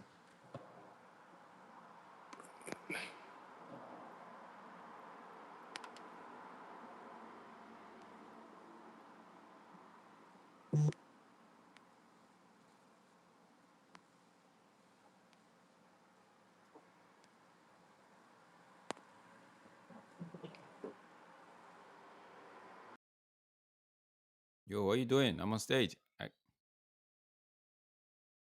It disappear. Yeah, nice. Yeah, what you saying, bro?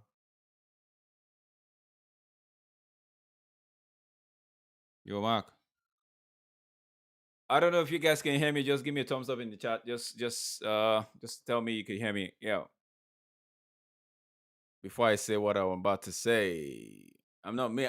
For one, I'm not upset about the result. Nah. Arsenal have one of the best defenders in the league, one of the best defense in the league. They have Gabriel and Saliba, right? We could all sit here and argue, and those guys, they were fundamental in this Arsenal's win today, right? You have to give credit to it where credit is due. Not like we played they from the start. Uh, the first half I didn't really watch a lot of it. From the things I was seeing in the first half, Arsenal came to see how not to lose. Just take sit on the. I think the Spurs game in the Europa League final. I know I'm going back trying to open some wound for some people, but I think that thing that Spurs did against us, Arsenal just perfected on that one. And yeah, because they know United for sure is pumped up. We're playing at Old Trafford, so you would not underestimate United. So they had to do 100. what they had to do what they needed to do. Sit back, try to catch us on the counter, and we held our own. If not for that set piece, we'll be saying okay. And you could actually say Arsenal was lucky to get away with that with the 3 point right there, because they really didn't do anything. In the second half, when we made a substitution, they just solidified that holding back, sitting at the back, and just try to make sure they don't concede. Right? The game plan, I believe, Arteta's game plan for this game was to just do not concede. Whatever you do, don't concede. Because they of course we have Mbomo, we have Cunha, we have um Bruno Fernandes, right? So they know that the attack is little, is improved from what we had last season.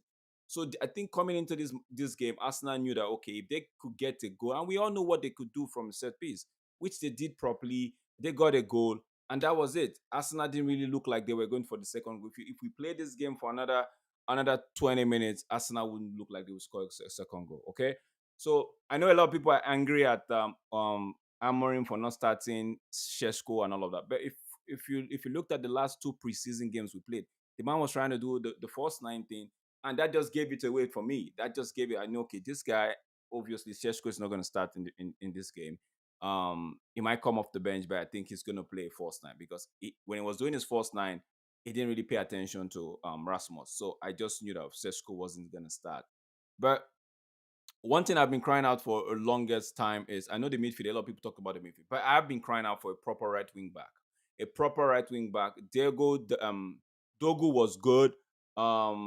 You see Dalo on the other side. Nah, We all know Dalo can play. That's why I'm not going to talk too much on him. We need a proper right wing back, right? Rome wasn't built in a day. Not all of the problems are going to be solved in this summer window. But if we must execute this manager's style of play, then you need a proper right wing back. You need a proper right wing back. And he tried to change it. I think in the 54th minute, he brought in Ahmad, and we could see how we put Arsenal on the back foot. We try to make sure, try to create, try to cap them open and all of that. But it is what it is, bro. I know it's disheartening to actually lose the first game, and but we played well. We played well. We Some of us were expecting us to go play back five against an Arsenal side, and but we didn't. We played like we were the home team. We took the game to them. So no, it's sad, but it's not. It wasn't. There's so much improvement for what we saw from last season. So much improvement, man. But So I much. mean, I agree. I just think that there are some things that need to fine tune because in some instances, like of course or not, or of course, but there was very weak in that moment, and to be honest, bro, like that's a problem, yeah. But I still feel like when I watch Arsenal, our defenders was trying to get pressure onto Raya, but their defenders was being more physical and protecting Raya. So I think we need to work on that. Yeah, because like I Also, said, go ahead.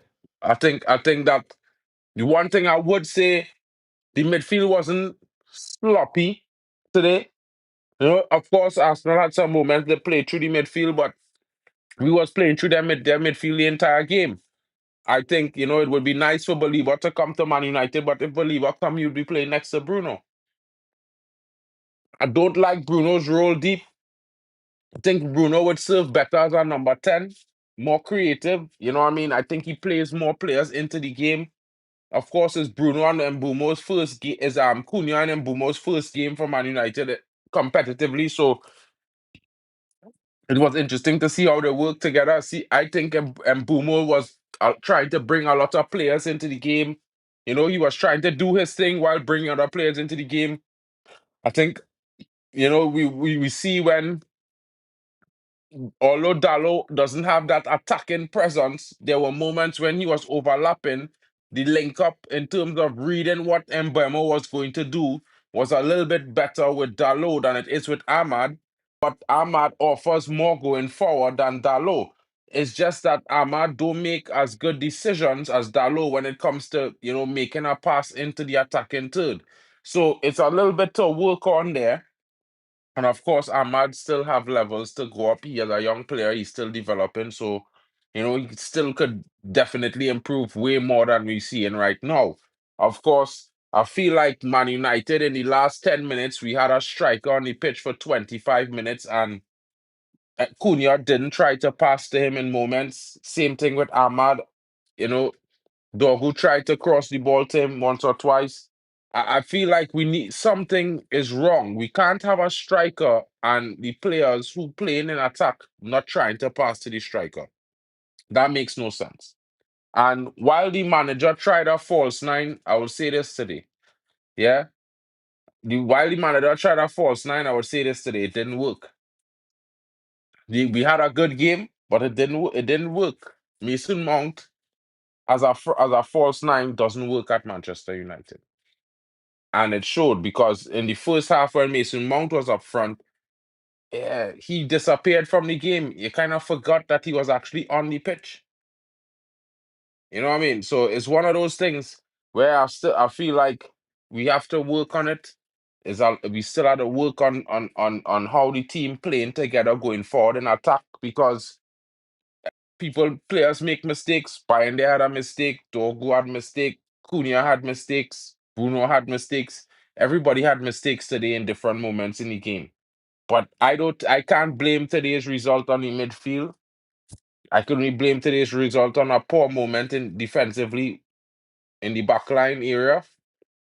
And really lack of cohesion going forward up front. That's what I would say. But that's normal and with having a new front line, to be honest. Yeah, big up belly. For me, it's when you talked about how Arsenal defenders protect their goalkeeper. It's Arsenal. We all knew what they did last season with from the set piece. They perfected that act very well, and such that even when they are facing a set piece like corner kick or free kick, they know how to position themselves. They know how to defend their goalkeeper. So again, their defense actually gave them the game, won them the game because, like we all saw with anybody that's overtly angry, I would just suggest you just calm down and watch the game again. I know you're sad because we lost. We're not supposed to lose, but I know you're sad. But look at the game again. They're positive, bro. Cunha is a baller, bro. Umbremo is a baller. We have two fine players up there right now, right? And Sesko, if everybody believes the hype of Sesko, it's gonna come good, So it's a shame we lost, but there are so much positive from what I last season. Every time we went into a game, I'm like, are we going to ever win the Premiership side? But this one, I'm looking like, okay, things will change. We're gonna see what will happen in the Fulham game. Belly, over to you. Yo, big up to everyone in the chat. Big up to everyone on the panel. Big up to Admiral Drex. Big up to Mark and Crash Out King. Um, yeah, I felt like we played quite well. I'm happy that we dominated the game. Yeah, I'm disappointed for the loss and not getting the 3 points. But at the end of the day, historically, Manchester United have always started leagues quite slow, even under our greatest manager. It is disappointing to lose to a team on the level of Arsenal, but I think we were just unlucky. The Our goalkeeper inadvertently flicked the ball into the path of Calafiori. No, The he ball didn't. looped over Dorgu. Yeah, he He got a didn't. touch No, to he that didn't. ball. He got a No, he touch to that didn't. ball. He got a touch to that ball, mate.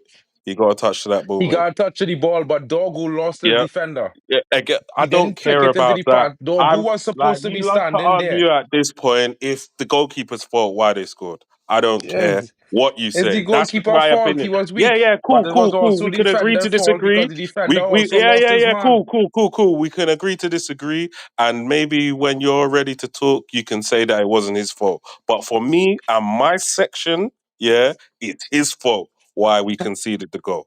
Yeah, big up to that guy. He shouldn't be in goal. I said it from the start. I said it from before on the Arsenal game preview. I said the keeper is a dodgy keeper. He's not good enough to be in our goal. And I was told that he needed a run of games. Well, this is game week one. My first mistake to him.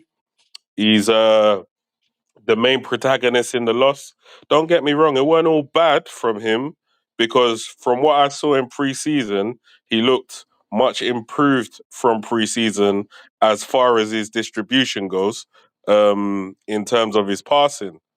But the what he did was it gave me it was similar to what he did against Tottenham, right? The mistake he made against Tottenham is What quite are you talking similar. about when the Tottenham player grab his hand and pull it down? Yeah, to me it doesn't matter because I've Okay. seen other goalkeepers just aggressively go and claim the ball or punch the ball or do something to get the ball away from the area. So whatever happened there, I can't stand a keeper that behaves like a pussy. I can't stand keepers that do that. Keepers historically have always been some of the most aggressive brothers when it comes to balls coming into the box. You see them flying into people, taking people out and claiming the ball, all different types of things, yeah. But this guy was getting pushed back and back and back, and he was just happy to go back. And I can't condone that, me personally. But in terms of like, let's say the front three, I enjoyed some of the play. Cunha, there was one part in the first half. Cunha picks up the ball. He wriggles away from four players, shows them a clean pair of heels. The shot was tentative, and I think It that was was it was what. the shot was soft. Yeah, that was one of his main issues in the game today. Every time he shot, none of the shots were hit with any real power, and a lot of them was from distance. So I was a bit disappointed with his shooting, but I think his overall play, he demonstrated an air of danger. Yeah, he was very dangerous today. He was very lively, and I do. While I like that part of his game, I think he's got to refine his shooting a bit better. Same thing with Brian and Bumo. And Bumo, um, he had a good few chances, got into a good few positions. I enjoyed some of the balls over to the top from him. When he received the ball, picked up the ball, drove at the Arsenal defense, took a few shots, and I liked I liked what he was doing. The header, he was unlucky with the header. Could have done better, but again, tentative shooting from Manchester United players. We just got to put our shooting boots on. Um, Sesko came on, and while I didn't feel the presence straight away, there was a bit where the ball got played to him long, and then he took a beautiful touch. Then he flicked it on to, I'm trying to remember. I think it was Ugarte that picked up the ball and he blasted it over. And Like a madman, I thought that was a whole heap of nonsense. brother. With Ugarte, he gave away the ball Can to I ask you Havertz. guys? Can I ask you guys one question? That foul on, not really, it wasn't a foul. That play where the lead passed the ball into the danger zone and Cunha got to the ball before Saliba, but Saliba It was made a contact. penalty, clear penalty, bro. Because I'm not I sure if thought it was a penalty. I'm not sure if it Uh, was a penalty. I well, can't lie. Saliba made contact with that with Cunha's back leg first, yeah, the and first then he year made contact with the ball after. So his left leg kick away Cunha back heel, ankle, and yeah. his right leg touched the ball after. Because I'm looking So at it after he right now, done I'm kick like, yo, Cunha this leg is it. away, is a pen. So for me, that one moment, like honest, like Cunha had a lot of good moments today, but in some of those good moments, it kind of took away from like the other players in the team. Like in that one moment where he ran, he take on the four players, and Bumo didn't know whether he was going to lose the ball or not, so he didn't make the run with him. So he didn't have any help. So for me, it's like the team need to learn each other so they will know a man go and try this, or he might get through with this attempt or this kind of thing. Because I think one of the main things that I noticed is that sometimes there wasn't enough support or players making runs to provide support in in moments in the game. I think I think that the Arsenal the referee deserve a probably a C or D rating today, because I think that Man United should have had a penalty on that moment, because if you tackle a player from behind and you don't touch, you kick his foot away and he falls, is a pen any day of the Me week. personally, I thought we should have got a penalty from. I think it was Calafiori in the box. He kicked the ball onto his hand. So as far as I'm concerned, it to me it doesn't matter whether you knew anything about it or not. The fact of the matter is the ball touched your hand in the box, and to me that is a penalty. If this is Manchester United, I could see them giving the penalty the other way. So for me, that was a blatant penalty. Other than all the other penalty shouts, I'm not 100% sure on. So I'm not gonna sort of push that agenda and say, yeah, that one was definitely a penalty. But the one where he kicked the ball onto his hand, I think that was a penalty, personally. Um, Other than that, I must say I'm quite happy that the team that finished 15th now came and played against Arsenal, who's in theory supposed to challenge for the title. We dominated the match. The match to me was one sided. It was a one sided beatdown, right? Bro, Unfortunately, if you, we just didn't bro, the score start, the the goal. stats are actually telling the same thing you just said. The stats are actually saying, like, I'm not one to actually focus on stat, but if you look at the ball possession, 61 to Arsenal's 39, we had 1.5, 1.6 expected goal ratio is 1.6 to theirs 1.05. We had 22 shots to their 9. So it's, like I said, it's sad that we lost, but there's improvement. We just need to replicate and do one better against Fulham, which is putting the ball in the back of the net. If we keep what we had today, if we play like this against Fulham, I believe would win that game. But all in all, like I said, I have to give kudos. That Arsenal's defense was my, especially the pair of Saliba and Gabriel was my greatest concern coming into this game. So, but nah, Do you know They what's look a mad? bit Yeah, shaky though. we saw, but their defense was it had shakes at time, but that's because our front three is a very good front three, and they'll cause anyone problems. Like these man, yeah, they can never go back home to their friends and family and say, "Oh yeah, that was an easy game today." Yeah, they got run ragged. Yeah, and this is the thing, right? I know that Liverpool's defense currently, as it stands now, mm-hmm. maybe without Gahey, it could be a different story. But right now, their defense ain't as good as that Arsenal defense right now. That Manchester City defense Mm-hmm. is not as good as that Arsenal defense right now.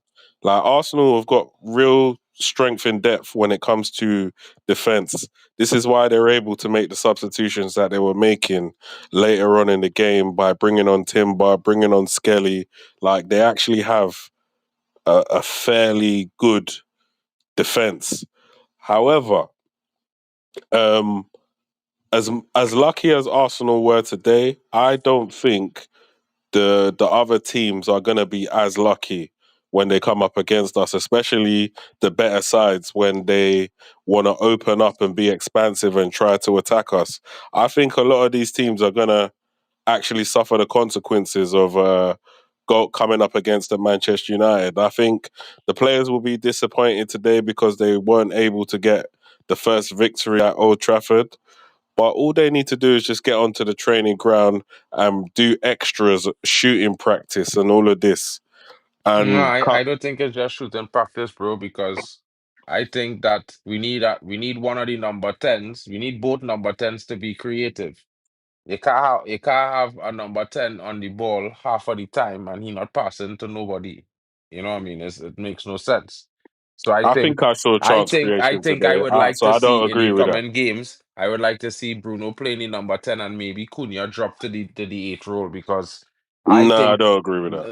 it had some moments where rather than driving with the ball, he should have passed. It would have probably give us chance to get into a goal scoring opportunity because the ball is moved faster than any single player could move with the ball. So the logic dictates that if a striker is open and you feed him the ball rather than try to run and dribble past a defender, chances are he will get into a scoring position before you. So from my perspective, I think we lacked a few passes in this game rather than carrying the ball as much as we did in some moments because really and truly, it's a team sport and it have a striker ahead of you. We had to score a goal. We need a goal. It's not about you particularly. It's about Man United scoring our goal. And I think that was the one thing in the last 10 minutes I wasn't seeing. I wasn't seeing So, are you trying to imply that these men were greedy all game? Is that what you're not trying to all imply? game. I didn't say what I said in the last in the second half, in the last 30 minutes when the striker came on. No, none of Cunha didn't attempt to pass to the striker not once since he came on the pitch. Same with Amad Diallo. The only man was trying to pass him was and and Bruno. It's Uh, wild. Yeah, yeah. but So, It's but wild. why? But I why think is that wild 25 though? minutes of a game and the number Why? 10 Why is that not wild? passing. He Huh? might. He might have not had the opportunity to No, play he him the did. He ball definitely easy. had the opportunity multiple times in the game. If you was Mm, watching the game, you would have seen it at moments he had. He just I think didn't. that I And think the argument that you're having, I think you're just trying to force no, it. I'm being factual, bro. Like you No, can't I have think a you're striker on the forcing. I pitch for think you're 25 forcing it. minutes as on a number You're 10. You you're don't pass forcing the it ball so to him, much. not So you're once. forcing it so much so that you're trying to say No, that you my trying man to should tell me move that from in his 25 position minutes of in order 90 to play in minutes, the number you eight. can't pass one Like pass you're to your literally striker. forcing it. You're literally No, forcing it. bro. Yeah, you're forcing it. Literally, I'm just being honest. No, My I hear you. I criticism of hear the you. But attack you're line honest. today I is hear that the you. number I 10s, I hear bro, you. But let your me honesty is finish. forcing it. Bro, my what's Matt saying? criticism of the number Is 10s it today, Ahmad? huh? What are you saying No, I about? Is it Ahmad? criticizing Cunha because for the last 25 minutes of the game, he didn't try to make a pass to the striker. Him and Can, can, Ahmad. can we get can we get a poll in the chat on this guy's performance, please? Can we get a But listen, I'm poll? not talking Can about we his get a overall performance. I'm just talking about one factor in his game. Simple. So you could ask her for a poll on the performance. Of course, I can't do it right now. I'm not at my laptop, but next time I will have the laptop to do it. But what I could tell you is that, interestingly enough, I just speaking on one facet, on one observation I make in 25 minutes, and Okay, it's but in normal. 25 minutes you've decided to change No, man's in whole 25 position. minutes, I just make note that we have a striker on the pitch, and the number Yeah, 10 on the ball for the majority of the time yeah. did not try to pass them once, And which so he is should change. So he should change his position. no, I just think that No, but if you we had said a it. He more should be in creative the eight. number He 10, should be in the eight, right? yeah, I think so. He looks more like a 8 to me, how he plays. Because a All right. 8 supposed to carry the ball box to box, dribble man them, and sometimes if you get a chance, shoot. If not, pass the ball off and move. I just But think he plays more like a 8. And that's what I saw today. Because we had a player like oh, Bruno playing in the but 8 role, unable yeah. to create anything going forward. And he's our best creator in the team. Hands down. Well, respectfully, we were playing against Arsenal, and Sheshko isn't really up to speed in terms of his playtime with Hmm. the team. It's not like they played any game in preseason for us to say, "Oh yeah, Sesko makes this Yeah, run but and that that run that and so so this so happened and because that a happened." player We didn't. only have the sample size of a Arsenal game, which is a very very big game, which he came on in the second half. Now I think as Wow. far as I know, he So only had because Sesko didn't play more games with the team, he can't get a pass from the number 10. That's an no, but interesting excuse to make, bro. he received no, but you're highlighting He, one man. He received yeah, passes I from other highlighted two people. men, by the way. I He highlighted he him and, he, and Amad Diallo. And he Amad received Diallo, passes from other people. yeah, who are not the number 10 carrying the ball, right? And Amad Diallo, my Okay, criticism of Amad Diallo today is that I don't understand how he run in front of Mbumo. I don't understand why he didn't run on the outside, but he chose to run on the inside of Mbumo and close out all Mbumo lanes I because think he the stopped problem that Mbumo they from have. being able to open himself up to a shot or a pass to the striker in that moment. It was wild. Poor I think the decision prob- making. I think the problem that they have is that because they're both attacking left-footed players that can play 10 and play wing back, sometimes these brothers are going to get in each other's way. Now, because they haven't played that much, I think there was one time where they had three left footers all on the right hand side together. It was in Bumo, it was Ahmad, and it was Dorgu. And every time they played the ball to each other, they all had the same issue, right? And I just felt like, okay, if you had a right-footed man in that mix now, he would have crossed the ball into the box because I think they felt uncomfortable to now cross the ball in with the right foot. So they Yeah. kept on coming back onto the left foot. And yeah, they're gonna have issues getting in each other's way at times. But these men, like I say, they haven't had enough time, in my opinion, for these men to know not to get into each other's way. So yeah, it's just a game I think before No, the preview, I think I was a little bit more optimistic in terms of what the front three is capable of. And I think Mark was the one who was being a bit more realistic by saying that, yeah, these men, they just need a bit more time on the training ground. They just need some more games together to get up to speed because you don't think they're going to be up to speed yet. And lo and behold, in that sense of the word, you was right. They need more time in order to gel, but at the end of the day, this is a high stakes game on the first game. If we had played Fulham first game of the season, with that sort of possession, with that sort of incisive attacking that we was doing, we'll most probably beat them. But unfortunately, we came up against Arsenal, who most probably have one of the best defenses in the league, if not the best defense in the league. And I think we had them on the back foot. We had them on the ropes. No, we was They the better they team didn't today, look bro. as It's just yeah, sad we didn't score. they didn't look as good as how I've seen them previously. At no point was I ever scared of what Arsenal was capable of the whole game.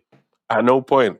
Like normally, there's some nail biting moments where you think, "Oh, Arsenal are on top here." Like at no point did I fear what that team was capable of. So I'm fairly happy with the performance. I'm fairly happy with how we pushed them back and we went forward, and some of the dribbling runs and some of the technical play and some of the things that I saw from Mbuma. I was fairly happy with that.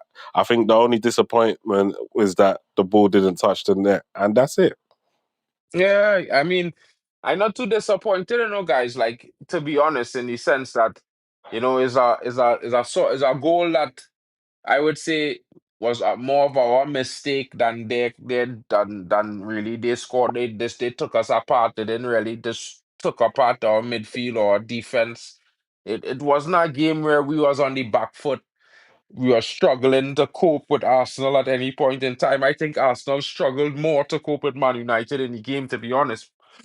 But I mean, I was just disappointed that we lost at home opening day.